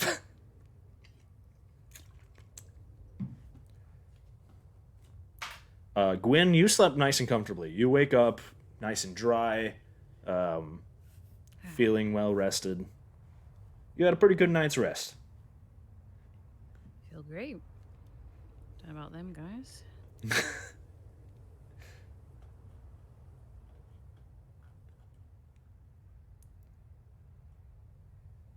What do you guys do for the day? There's no sign of movement or life or anybody really awake, moving around. Okay, well, everybody is still sleeping. Thurxara is gonna signal Gwyn to come with her to the river. Okay. And she's basically there's the token somewhere a little off from the camp, probably behind this tent over here. And she's just gonna look at Gwyn and then, with a wide grin on her face, pull something out of her pocket that ends up being a block of soap. And she's just like, Gwyn, wanna have a bath? I mean, while we're here, it's as good as a chance as ever.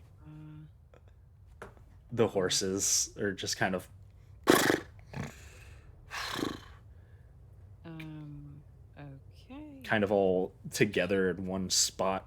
All have fallen asleep together. Few of them are awake. Okay. Gwen just starts pulling off all the clothes without even verbally saying yes, and just Okay. quietly and silently enters the river. The water is cold. It is super duper chilly. It is, you assume it comes from the large mountain that stands to your southwest, as it kind of flows away from the mountain. The mountain itself, large, covered with snow on top. Yeah, it's crystal clear, very beautiful. It does not seem to be tainted at all, but it is cold. Thurxara is gonna jump in and being like, there's nothing better than a cold bath in the morning. Yep. One of the horses gets up and awkwardly kind of strolls over and drinks the water. And yeah, Thurxara is basically gonna use the soap to get herself cleaned, to get all the mud out of her hair. And, Okay. You scrub hands over to yourselves. Gwyn to allow her to do the same. Scrub, scrub. Scrub, scrub. Get those scales nice and shiny. Yep. Polished scales. What are the rest of you guys doing? They're taking a probably bath. looking for more wine. There's plenty of it. There's some still in people's hands. There's a entire cask, like an oak barrel, in He's one of the gonna grab wagons. some and take a swig, just to kind of pair the dog it. Okay, you kind of the killer hangover. You go and grab more of the wine and kind of just pour it back a little bit. It's strong stuff.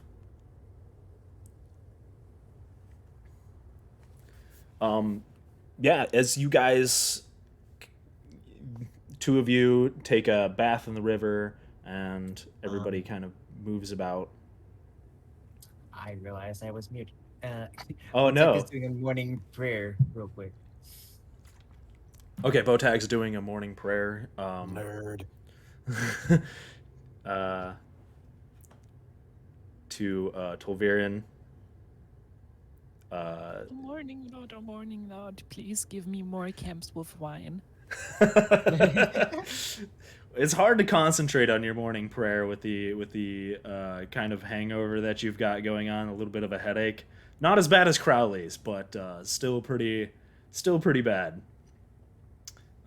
But nevertheless, you do your ritualistic morning prayers, and while you guys are doing all these things, the camp does start slowly stirring awake. Some of the people, the first to rise and start moving around, are people who actually come out of the wagons, people you don't recognize from last night. Some older folks, some women and children you didn't see before, and they kind of just smile to you briefly. One of them actually saunters over to you, Crowley. Bit of eggs and bacon to help with the hangover? Oh, hell yeah. Thank you. She nods her head, and you see kind of over this campfire they begin to set up these cooking apparatuses and begin to throw all these meats of various nice looking food, pretty decent compared to what you had over in the village of Barovia. Not nicer than your dinner with Strahd, but definitely a pretty decent meal. Begins to cook up some of these potatoes, these mixes it with some of these eggs, some very delicious smelling bacon, and eventually serves it up to you. Here you are.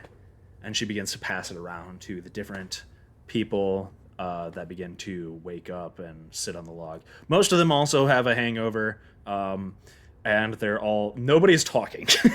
It is everybody who took part in the reveries last night is quiet, kind of just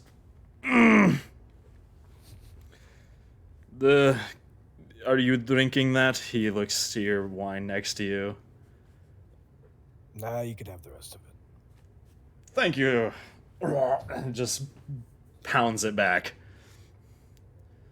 These are Crowley's people. Botak, she offers you some eggs and bacon as well. Oh, that'd be wonderful. Thank you. Yes, no problem. Where are your friends? Thuxora is gonna No climb out of the clue. river to meta game the situation and prevent any accidents. I have no idea where they went. And she's gonna put her clothes on and basically make her way back to the rest of the camp. Okay. You also see several of these characters kind of going to the river, and they don't bathe, they just kind of try and get rid of the hangover by splashing the freezing cold water all over their face and kind of just psh. Dunk their heads in. That does not help. Follows Thuxora, throwing back on all her clothes and armor. Okay, you guys join them back up, and as she spies you, she's kind of cooking these eggs and bacon. She turns to you. Join us for breakfast.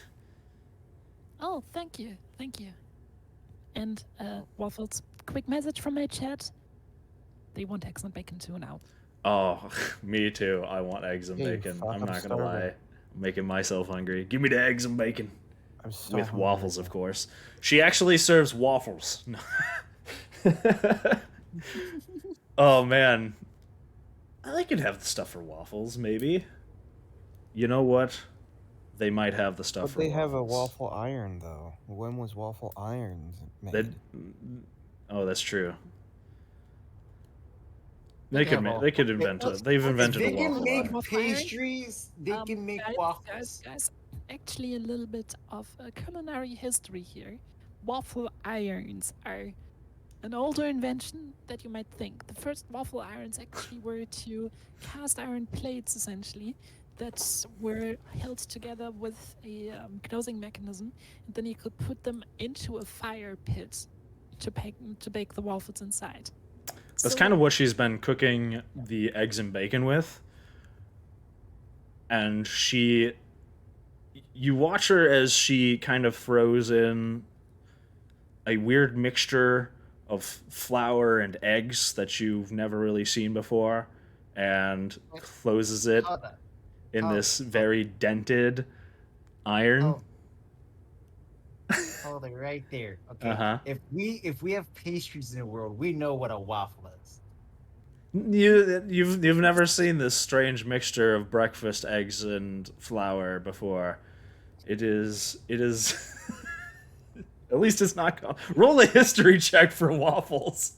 By the way, just a little bit of real life lore. I just looked it up. Waffles can actually be traced back to ancient Greece, so they've been around for a long. They've been around, but Yeah. maybe not in the part of the world you've seen. It's a foreign delicacy. I go history. It's Roll a foreign history check for delicacy. waffles. You have to walk through a warp gate to get there. Yeah. To the land of 17. waffles. 17. You've heard of this foreign exotic breakfast treat. It comes from a faraway land, and you can smell it cooking on this dented griddle. There's strange holes in this strange pastry that they serve to you, and it smells absolutely delicious. They put a little butter on it. And this strange syrupy-like substance. I have successfully rolled for waffles. Now the You- important question is, can you actually You believe they are called waffles.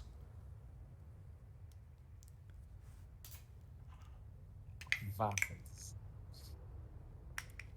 No, Shadow, they got gobbled up by the mists. No, they were here from the outside world. You have a delicious breakfast, more delicious than anything you've had as a breakfast so far, better than your ration tax. You've been served up actually pretty good meals between being served by Irina and Ismark, and then Strahd himself, and now these lovely folks. You haven't had to eat any of your rations. Now the real question is, in Strahd's castle, who made the meal? Did Strahd actually cook himself, or did he make his servant cook? Or was it magic? Obvious. I just had like a flashes of like Strahd in an apron, sitting standing in front of a stove. Of course. This is breakfast with Strahd, remember? This is Dungeons and Breakfast, guys. Yeah. It's Can breakfast we with make Strahd. the Let's goal to go. have one delicate breakfast per session? Yeah, breakfast is the most important meal of the day, guys. It's very important that you. Cooking it up Just- Gary's way. Come Why to don't my we always YouTube skip it house. then? Because I usually sleep before these sessions, so I wake up for them. Technically, this is around the time that I would usually eat breakfast. So what if I actually make myself some good There you breakfast go. during the sessions? And then I can even have a breakfast cam. You could legit Oh, have no. Dungeons and Breakfast. Yeah. Oh my god, you should do it. I should do that too. We should all just eat breakfast. It doesn't matter when you wake up. You should just eat It's breakfast. nearly midnight. Midnight breakfast. Yum yum. You can eat any food at any time. Don't True. let society tell you otherwise. Yeah, screw society. Lasagna, I have literally eaten lasagna breakfast, lunch, and dinner. Yeah, paladins are slightly rare in Barovia. You're not wrong. Okay, so you have a delicious breakfast. Everybody kind of starts stirring awake. You see the leader kind of move out from his tent, kind of rubbing his head and also splashing water on his face from the river. How did you all sleep last night? I hope it was not too uncomfortable. He looks to Crowley and Botak. Thuxora's. You know, wasn't the worst, but had a weird dream about pies. The dirt here was nice and soft. It is true, we do have soft dirt here. I hope you're... What kind of pies were they? Don't ask. The pies literally grew wings and flew away. So, I- chicken pies. I think they were more like bat wings. Bath pies. Ah, yes, a delicious delicacy here. Delicious. We've mortal had pie. definitely more than our share of bath pies. Interesting. We need to try that at some point. Just has the Batman logo stamped on it. But you know, I actually slept pretty well. What do you intend to do now? If you don't mind me asking. We will probably travel back to the village of Barovia because we have a promise to keep. We promised a friend of ours to meet her there and then travel around with her further through the lands of Barovia. So yeah. By the way, good sir, I believe yesterday in all the partying got a little lost, but what is your name? Ah, I am Namir. I am in charge of making sure this camp has a direction. We do a bit of traveling, so sometimes we are here, sometimes we are not. If you ever pass by this way again, feel free to stop by and see if we are. Mhm. Before you leave, Traveling. Hmm? Yep.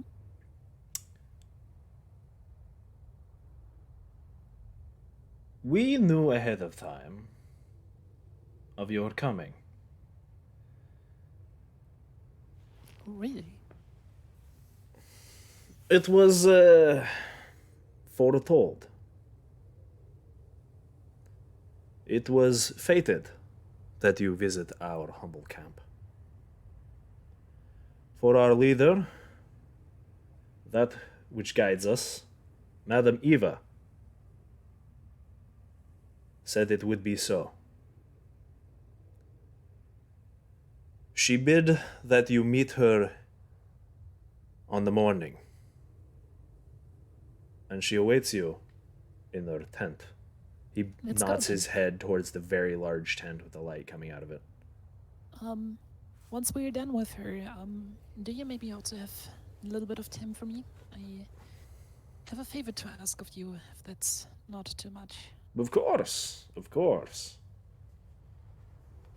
Feel free to ask us anything. All right then, let's go to the tent. Thuxora basically takes the lead.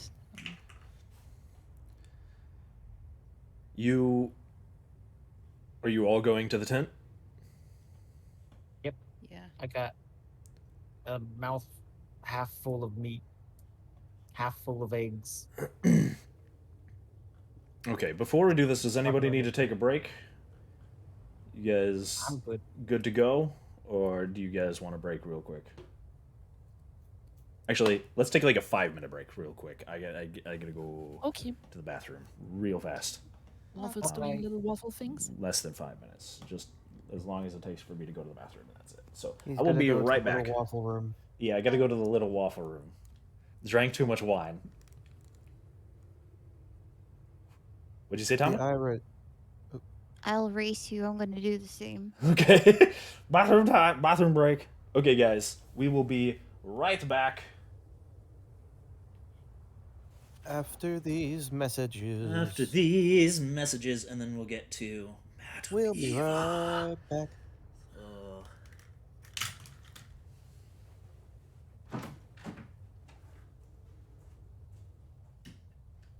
The irony that I can't actually drink because I'm alcohol intolerant.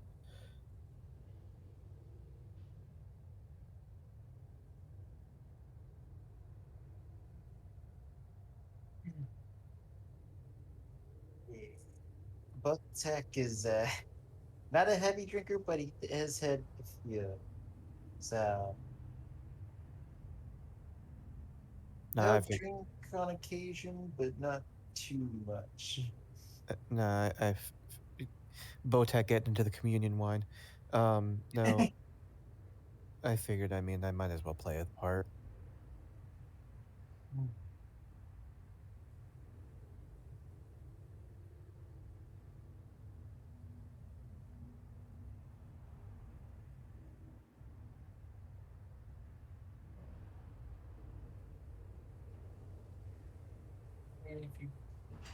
And if you're gonna play a pirate, that's gonna be more of a, well, pirate of the old days.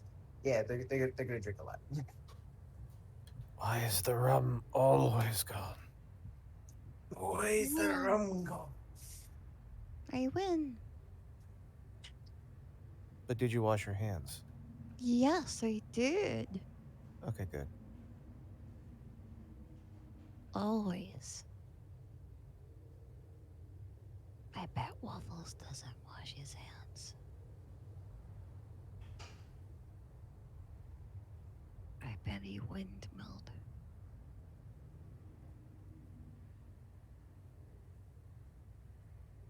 I bet it didn't even shake.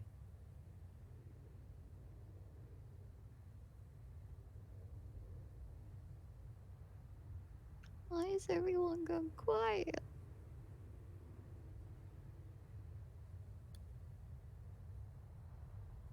Okay.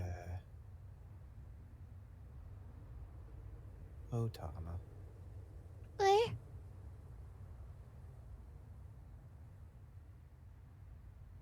I'll go now then. Eh.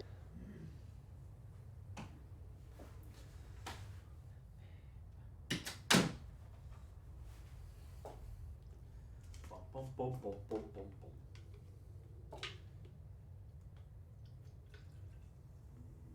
Bum bum bum bum bum bum bum bum bum bum bum.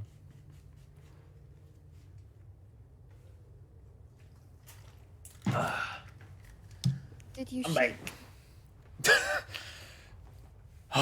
Fine, I'll be right back. No, just kidding. I even washed my hands. I know. How could you? I took a bath in the river. Oh. It was amazing. All right. Is everybody back? I am here. Yep, I am back. I was just listening to people's ruined childhoods by listening to the bleeped out song of the Count. And then I showed my chat the German version of it, which is, in my eyes, still superior. The superior German version. The Count? What is that? From Sesame Street. Oh, Wait, German Count? Yep, it is actually a thing. I threw it into the D&D channel. Oh my You can listen god, to I it need to whenever you hear want. this.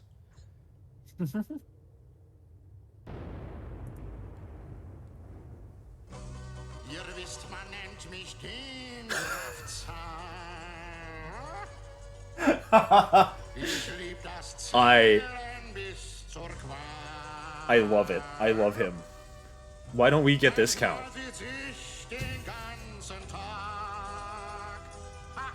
It's funny, there's quite a few voice actors that I actually prefer the German voice over the English one for, because sometimes they're just so much more fitting.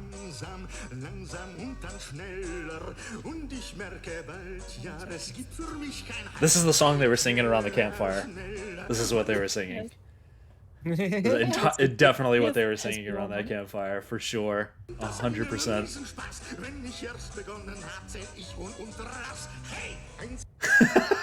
This is what they were singing. Yep, yep.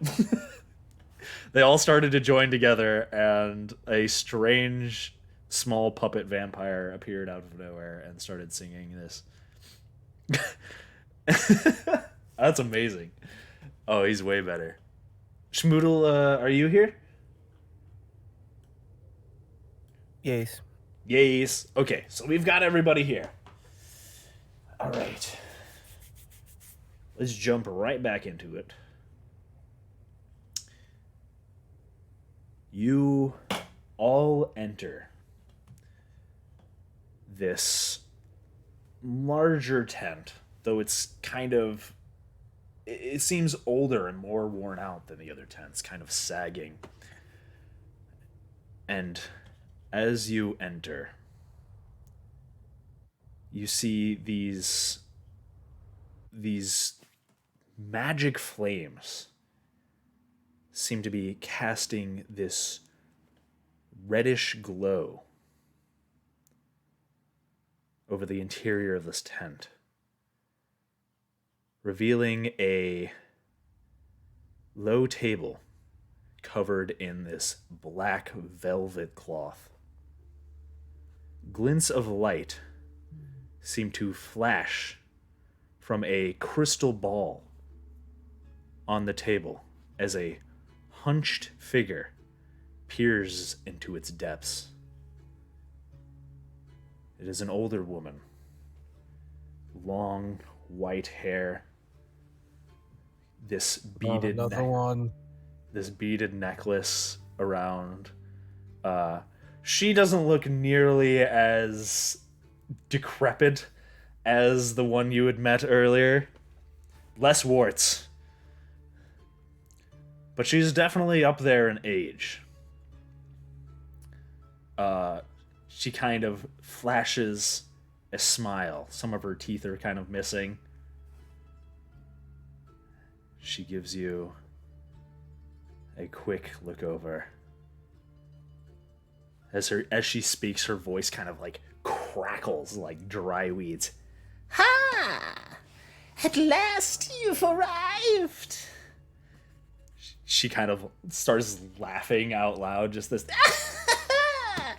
Yes, join me. Madam Eva is pleased to make your acquaintance. Come, have a seat. She motions in front of her, and you see these exactly four chairs arranged in front of her table.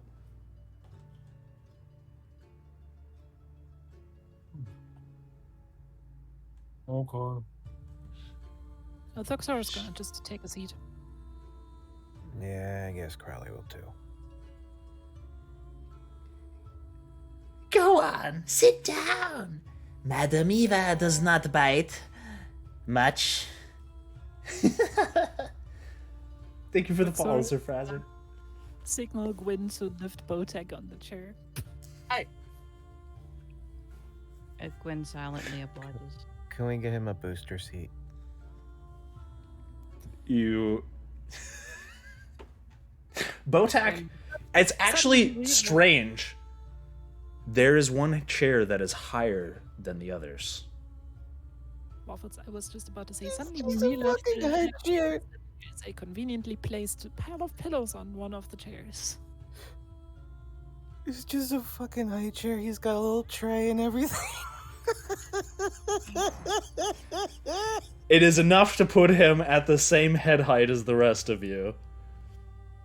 kind of just above this table. Boss baby Botek. Mafia Oh, boss Tech in the house. How yeah. you doing, bitches? Let's go.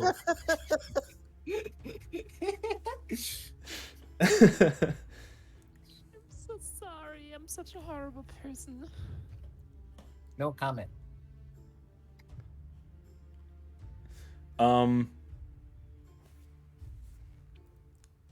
As you all sit down, she kind of folds her hands together. You have come from a long way. You have had quite a journey to get here. I foresaw you coming. I see you have met the one who rules this land. Tell me, what did you think of him? He's an asshole. He is indeed. Quite an interesting personality, I would say. Could use a lesson in some manners. Yes. Now,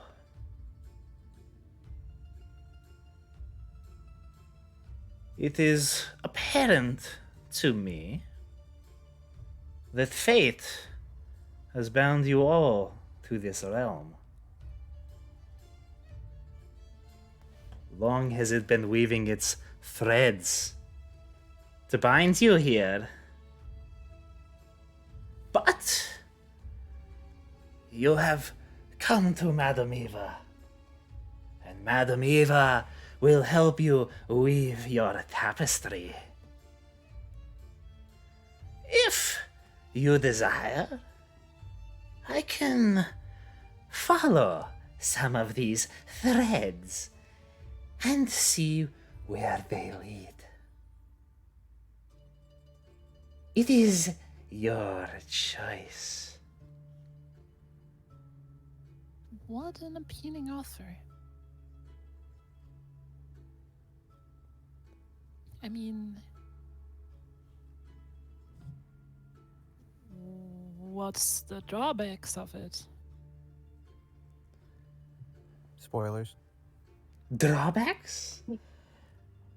Well, Do you want anything in some return do for it? not like to know their fates, for to know one's fate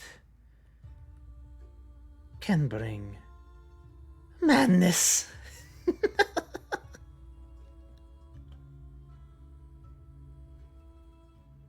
I mean, we're Should all gonna I die see eventually. yours?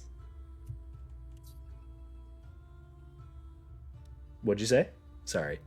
I mean, we're all gonna die eventually, so everybody who's not aware of that is a fool, to say the least. Look at you being a downer, Threx. I'll go for it. You find yourselves in a strange land where that is not always the case. Should you still wish to know your fate? I think Botek wants to go for it.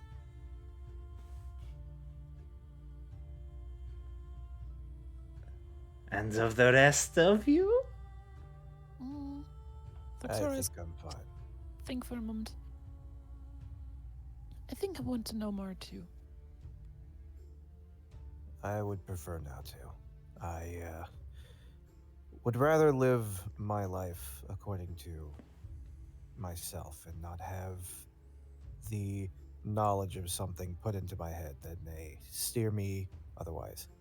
Ah, but your fate is not set in stone. I can help you change its direction, where it goes, help you find That which you might have lost. She peers directly at you, Crowley. And what is that? You seek family, friends. I can help.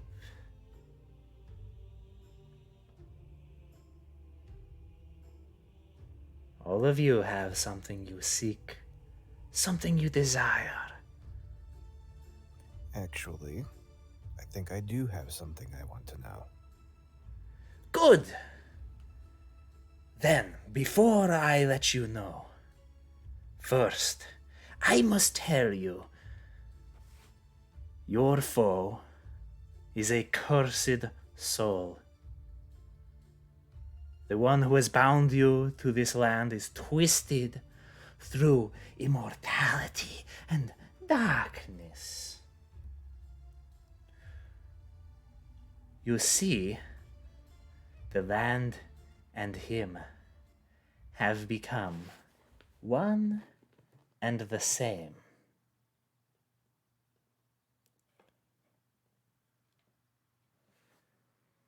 To overcome the Dark Lord, you will have to overcome this realm to which you have been shackled. You see her pick up her crystal ball and set it to one side of the table on its pedestal. Then she opens a small wooden box sitting next to it and pulls out what seems to be a deck of cards.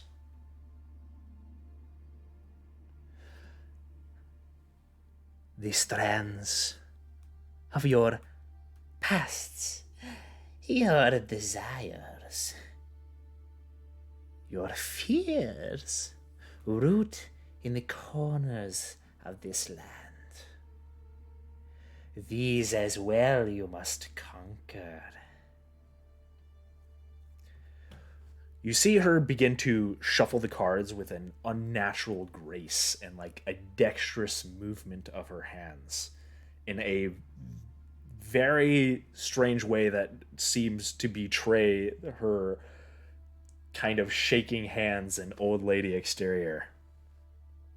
A smile briefly flashes across her face as she lays one card face down on the table.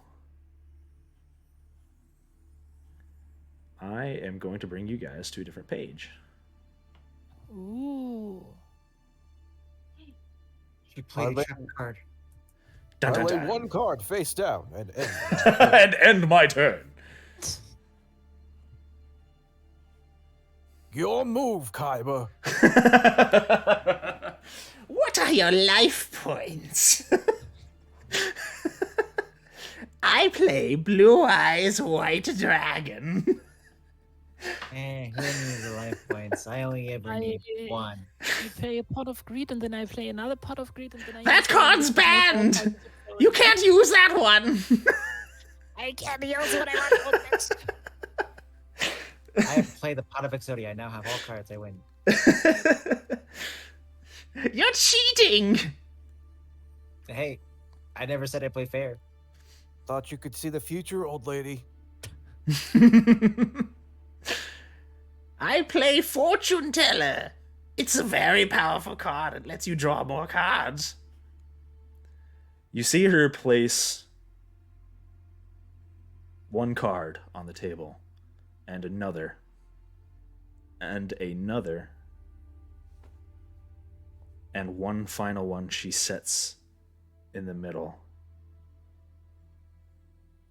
She places her hand over the first card.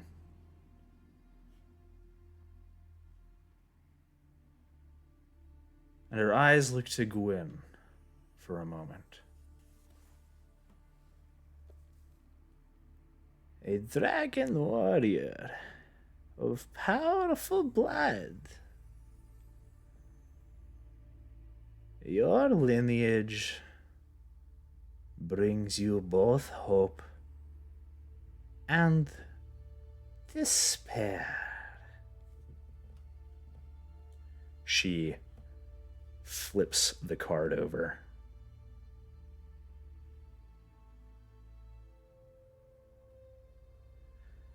A dealer of death. This has become your purview. In casting off your ties, you became a weapon without purpose. But though you try, one cannot escape the weaves of fate so easily. You are bound by your blood, and in it, your purpose hides. She kind of closes her eyes for a moment. One finger on the card. Seek a dragon's house, where an order stands. Once pure, it is now corrupted. That is what I see in your card, Dragon Warrior.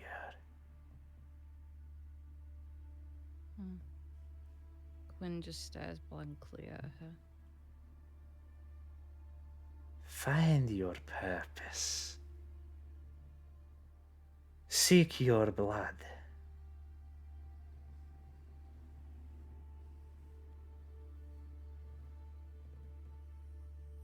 She turns to Botak. Ah, and you. One born in darkness.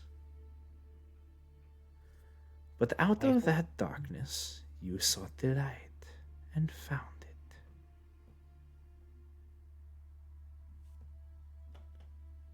Did you say something?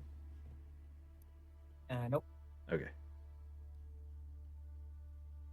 She flips over the card.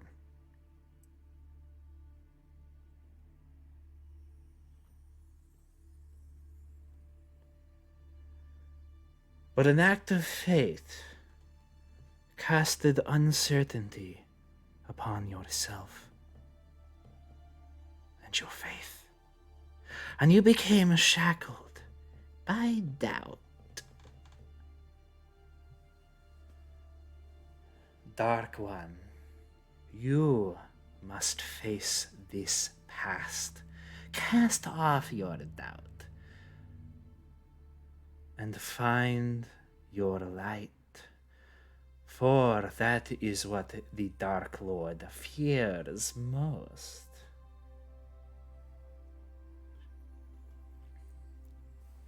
She closes her eyes again. There is another in this land who hunts your foe, experienced and wise, but he hides himself. Search for him and learn of your bound fates, for they are tied together closely.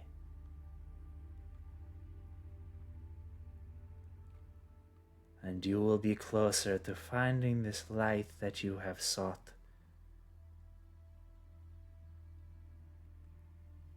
My friend.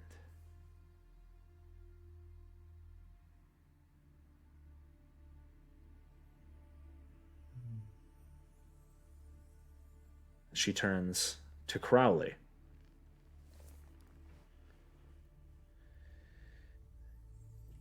Though you may not wish your fates red, fear not.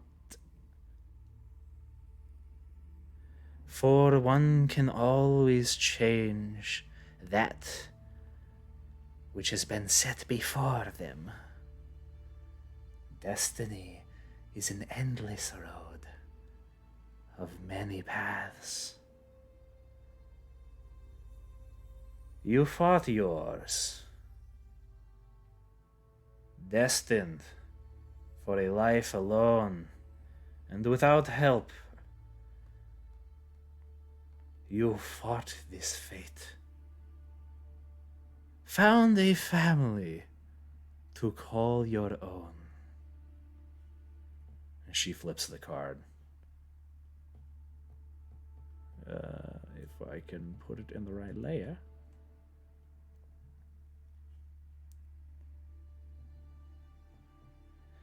But now they are lost, their circumstances unknown, and your hope falters once more. But if knowledge is what you seek, then you must look for it in unlikely places. She closes her eyes once again, hovering her hand over this third card. You will find your answers in the den of wolves. You must seek it out. But the beasts of this land hold many answers. Choose your friends wisely. Can I ask a question? You can ask, but I cannot guarantee a straight answer. Crowley takes the doll off his hip and hands it to her. Can you help me figure out where to find this girl? Ah, I see. She sets the doll on the table.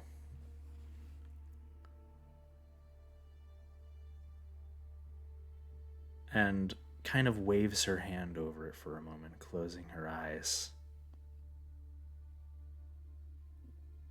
At least see if she's safe, at the most, so we can give her mother some comforting news.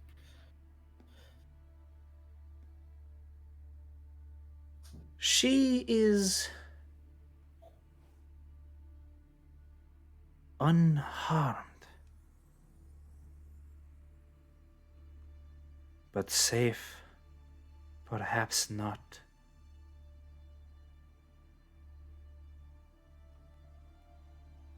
You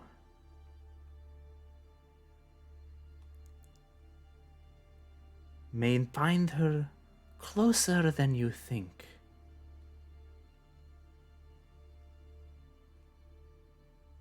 She is closely bound to this item. There is more to it than there seems. Be careful with it. She hands it back. But that is all I can tell you. That's good enough for me.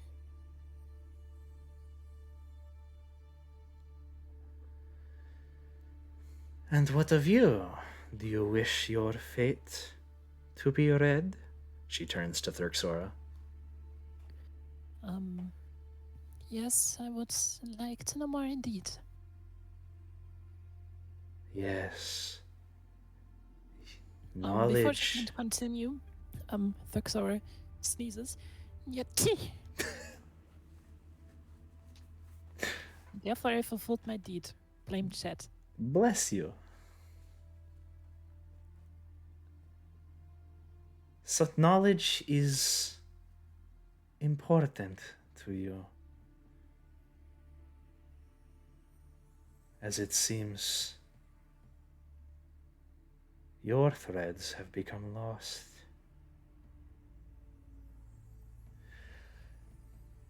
Though they are there, She flips the fourth card.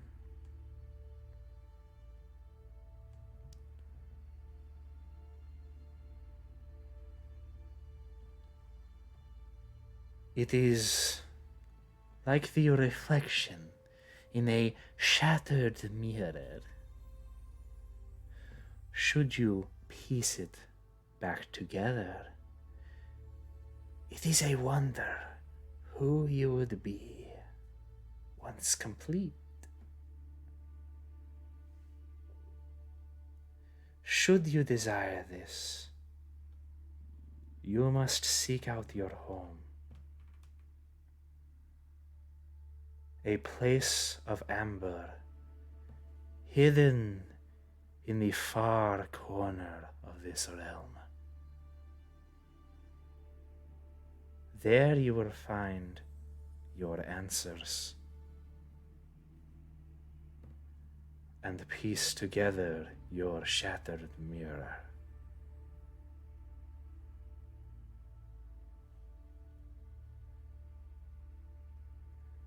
You all journey through this realm, seeking a way out, but your fates are equally bound to another's.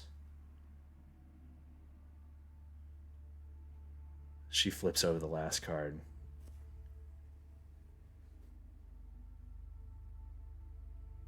She waits for you in the village. The bride of the devil.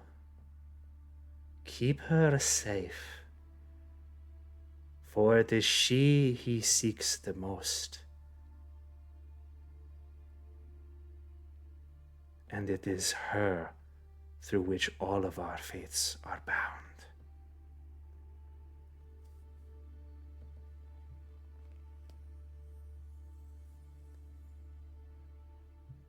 She scoops the cards up. Take them. Keep these with you. She hands you the 5 cards.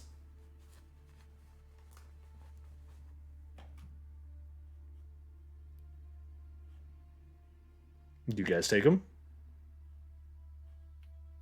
Thuxara is gonna take hers at least and look at the others to see if they want to take them on their own or. Do you want Kotek to will be them? taking his. Okay. Yeah. Might as well take it. Fine. Then Thuxara is probably also gonna pick the innocent card because she ended up kind of being the peg mule for the party anyways. Okay, you take the innocent card and the broken one card. Gwyn, you have the executioner card. Crowley, you have the raven card, and Botak, you have the dungeon card. Figures. Did you say figures? Yep. Figures. Whoops. Didn't mean to do that. No context at all with that.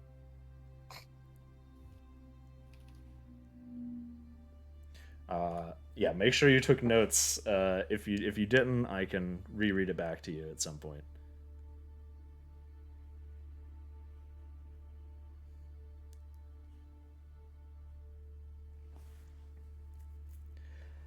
Now, to survive in this realm, you will need some direction. For your task is great. Your foe is strong, and your chances slim. But perhaps Madam Eva can be of some assistance in this matter. I can help you find that which will aid you in overcoming the Dark Lord.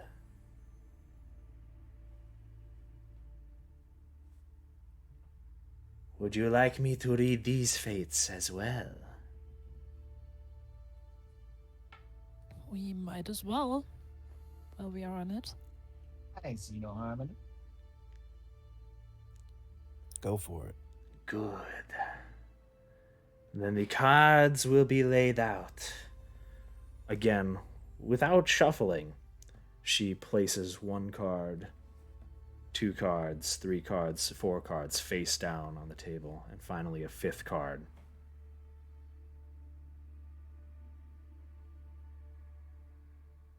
Your foe is a creature of darkness wrapped in mystery,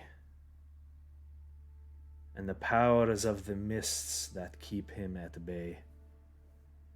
Knowledge of the ancient will help you better understand your enemy. For to defeat him, you must understand him. Understand his land.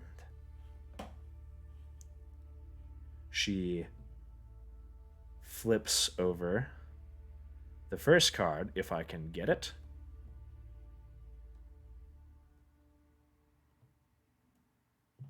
That's the wrong card. Hold on. I don't know why that one's still there, actually. Let's get rid of it. It's on the wrong layer, that's why. Hold on. Give me a second. That's the wrong card. Suddenly, a bearded bald man comes out of the clouds, being like, 1 second, something is wrong here. Something is wrong. There we go. Perfect.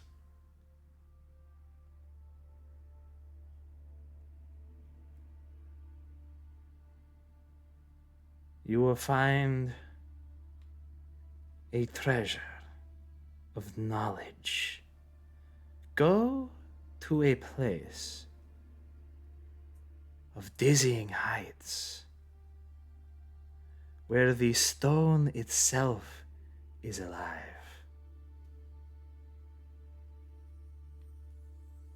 Heights that rise above the land and watch over it from above.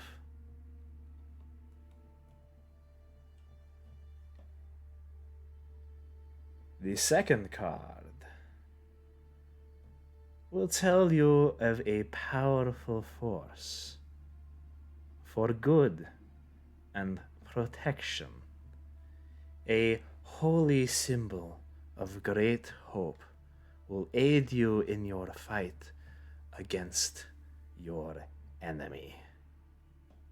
We don't actually see the second card.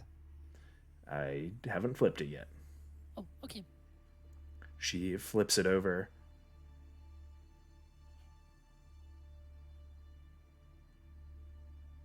Kind of closes her eyes and reads it for a second. I see a dead village drowned by a river, ruled by one who has brought great evil into the world. Seek it out, and you will find this treasure.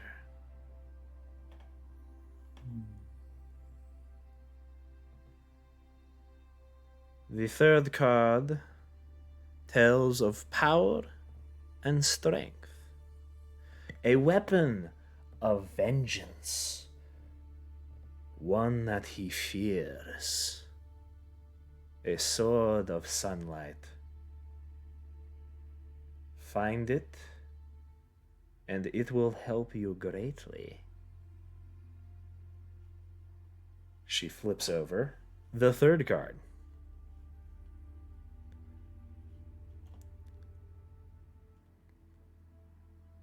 Yes. Sorry, it takes a second because of the way it's set up. The cards don't work very good in Roll20. Hmm. She puts her hand over the card, and you see her staring intensely at it for a moment. I see a sleeping prince. a servant of light, and a brother of darkness. The treasure lies with him, for he has been lost with this land. But his power still lingers on here.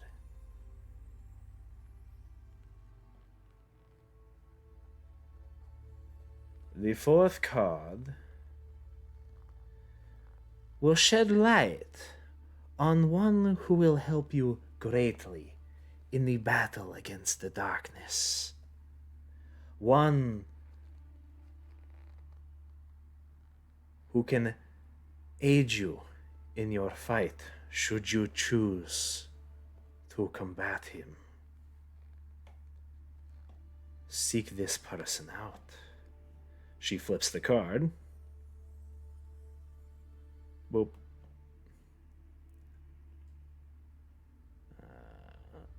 It's a There very we slow go. and epic flip. It's a very slow. She's very like dramatically flips it over, like, whoa, what's it gonna be?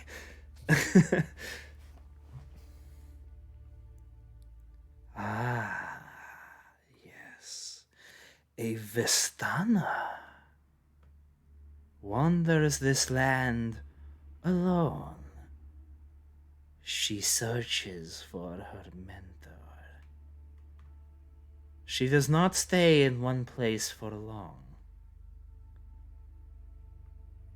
But seek her out at the Holy Abbey on the far side of the mists.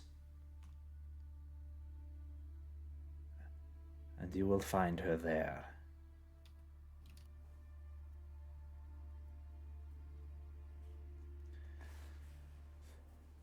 She holds her hand over the last card and looks between all of you. Your enemy is a creature of darkness, whose powers are beyond mortality. At the end of your road, at the end of your threads of fate in this realm, when you believe you are ready to stand up to your destiny and challenge him, she flips the final card.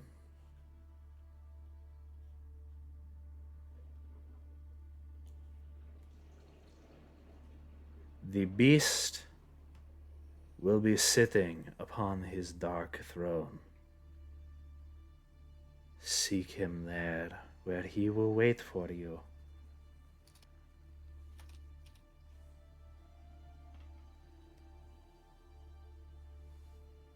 This will guide you on your path through this realm, should you choose to follow these threads.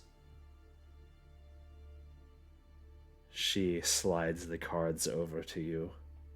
Keep these, for they are reminders of the thread you seek.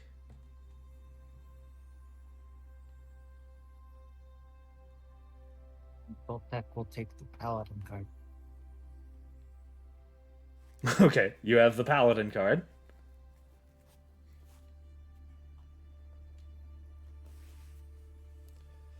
You guys are taking the rest of them?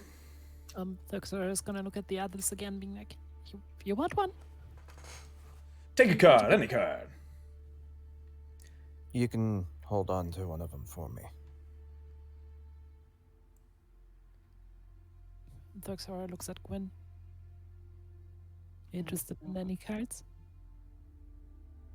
Only 5 gold per piece. Now let's get some poker going. Pick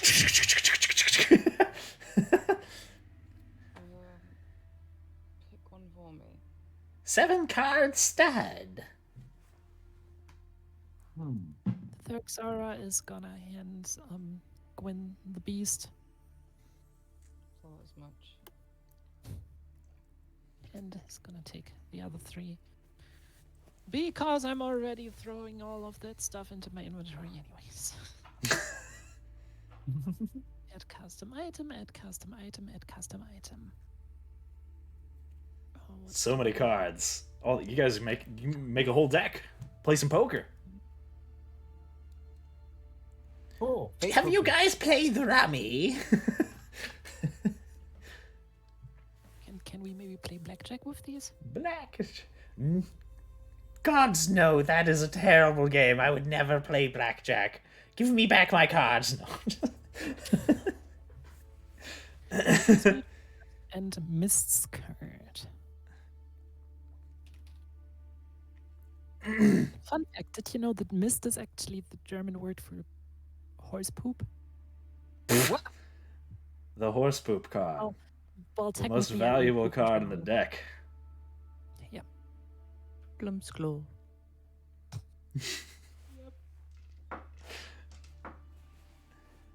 And since it's also a synonym for the German word Scheiße, which means shit in general. Yep. Scheiße. I know that one. So walking through the mist suddenly has a completely new meaning if you look at it with German. Place is there's so much mist everywhere. God, it's because all Don't those say horses that. outside. Don't say that. There's literally a class out there for D&D called Mistwalker. All right. I got thrown off. Okay. She looks between each of you. Together, you must weave your cords of fate until they are strong. For only together will you leave this place. Be wary, for he is always watching,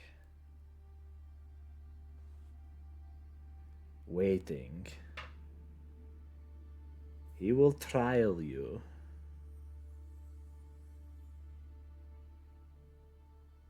You must do your best to overcome them. Save these people from this realm. Save her.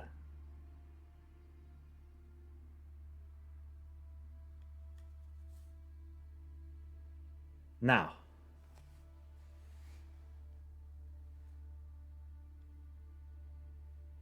how else may Madame Eva help you?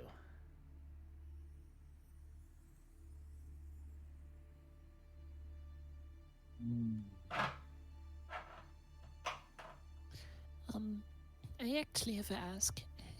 Your folk is traveling around a lot, right? We are known to move from place to place. And I'm sure you guys have maps of this place, right? There are no maps of Barovia. For we know the roads. There is no need. The land is ever changing. To make one would be a futile effort. Okay. You must Interesting. rely on Good to your know. minds to navigate this land. It will try to deceive you.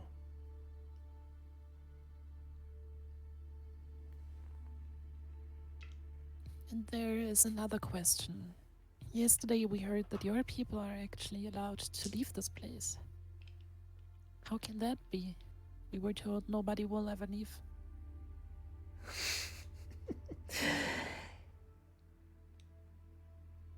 Our people are bound to Strahd, just as he is bound to us. For we share a past together. And it is through this past that he deigns us allowed to leave.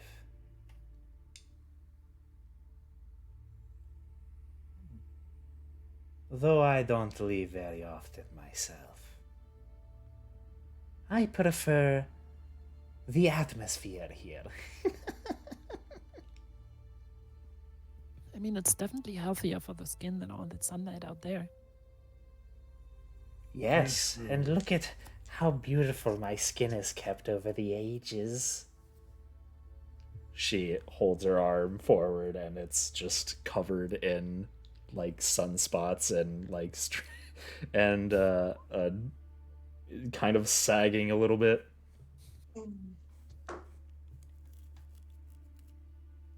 That's it. Real quick. Tama check.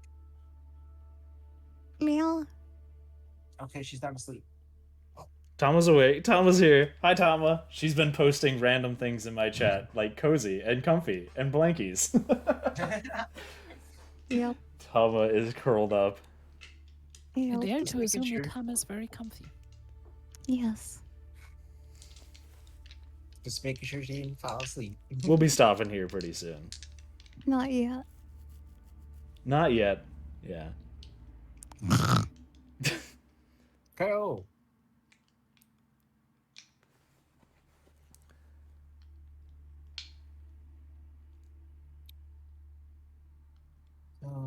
Let's see then. Be wary.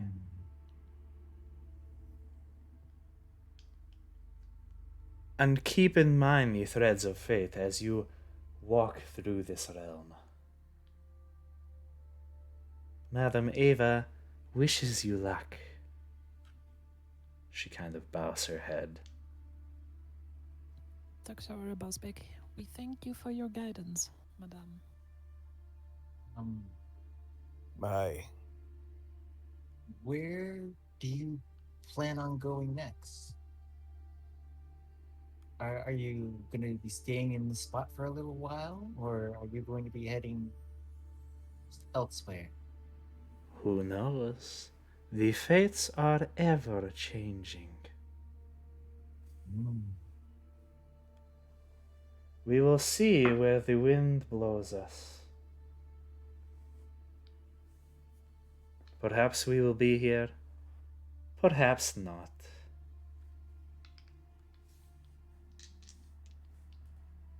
Now go to her, for she awaits you.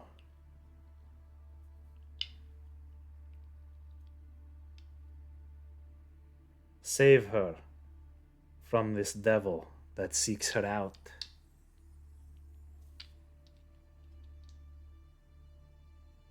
We will give our best. May the fates be with you.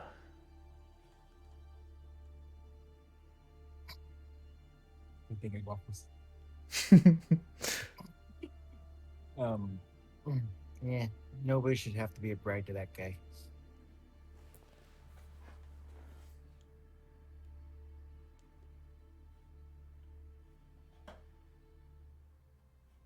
Okay, hold on. Give me a That's sec. how it happens. Okay, you guys heading out? Yep. All right. That's a good place to stop for today. We will end there. We did a pretty decent. Pretty decent. It was about 3.5 hours, something like that. Yeah, 3.5 hours. Tom was dead. Oh man. Well, you guys got your cars. I hope you guys are writing down notes, cause if you need What's a me note? to repeat anything, Writing down notes about most of it. What's a note? Yeah. if you need me to Don't repeat worry. anything, I can tell you. But It's fine. We can rewatch the VOD. This is true. just rewatch the VOD. There you go. Yep. Yeah, and if you rewatch my VOD specifically, you will see Chad philosophizing about the question if vampires still have to poop. It's a very important question. Do vampires have to poop? Can we put a curse Depending- of everlasting diarrhea on Strahd? Depending on the lore, most of the time, no. They don't eat anything; they just drink blood. So Yeah, Unless he the eats blood, something. Soup. Maybe the maybe body he gets just really kind bad of diarrhea if he eats something. the body just kind of absorbs the blood inside to keep them alive, but they don't really. This is dependent on lore, obviously, but oh, yeah, Strahd poops. anyway, Strahd's very regular. yes, He he makes has sure. his Metamucil one a Yeah, days. yeah. It's very important. I make sure my bowels are clean and the healthy. Oh my gosh. Thank you guys for playing. That was fun. Yee. yeah, Thank you good for time. DMing. Still no battle. It was a very role play That's fine. session, but it could have been a battle if you guys decided to fight the thing. Yeah, let's turn around and go fight them. You know, We could have also ended up having a battle if, but for a second. Yeah, when it I could have saw also been the field end of the the, campaign. yeah, and when I saw the field of the camp for the first time, I was like, I wonder what happens if we just go and yoink the horses. Steal the horses I and was run off. planning. I was thinking of that too. See, See ya. though? See, Deadly? Do have to approach every situation with caution. You go up and be friendly to people, and maybe they'll be friendly back. Then you get Now drunk I and get know. murked in your sleep. Hey, I got drunk You and you got abused as a uh, plushie. I'm squishy. So what? All right. You Don't guys. have down Bojack is squish? squishy. Do you not have squish that people He's like a to he's a kill? squishy heavy plate mail user. Chachi, I'm flat chested. I don't have a squish. Oh. Squeaky.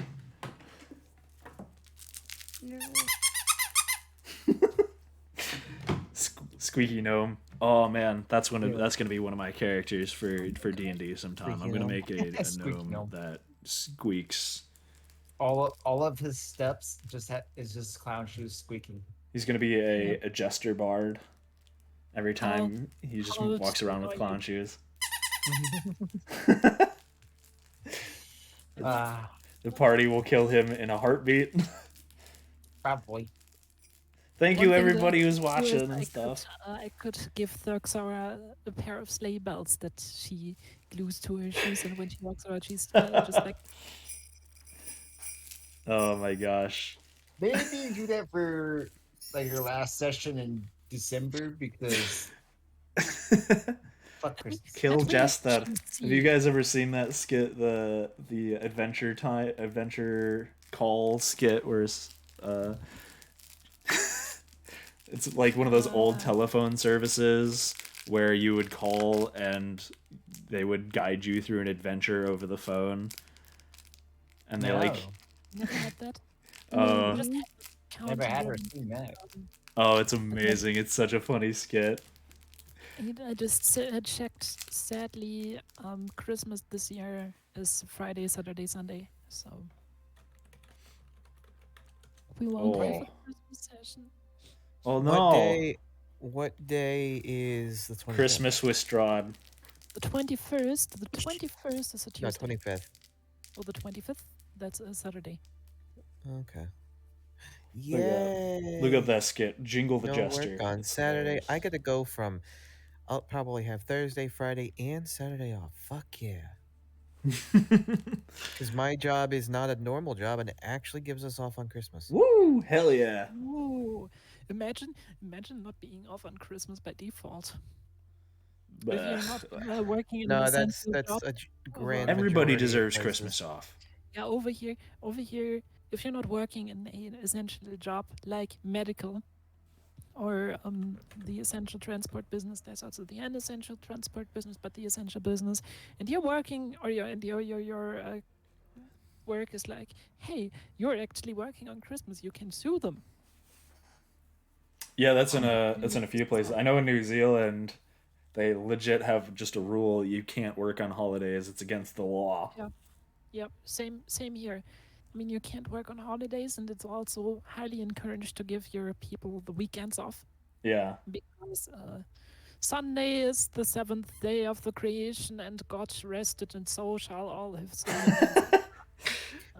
Blah, blah, blah, blah. My grandfather, who was born I'll on take the any day 7th off. of March, likes to say that the seventh day God rested, but he made him to finish the job. Yeah, you deal with it. Yeah. I'm getting tired.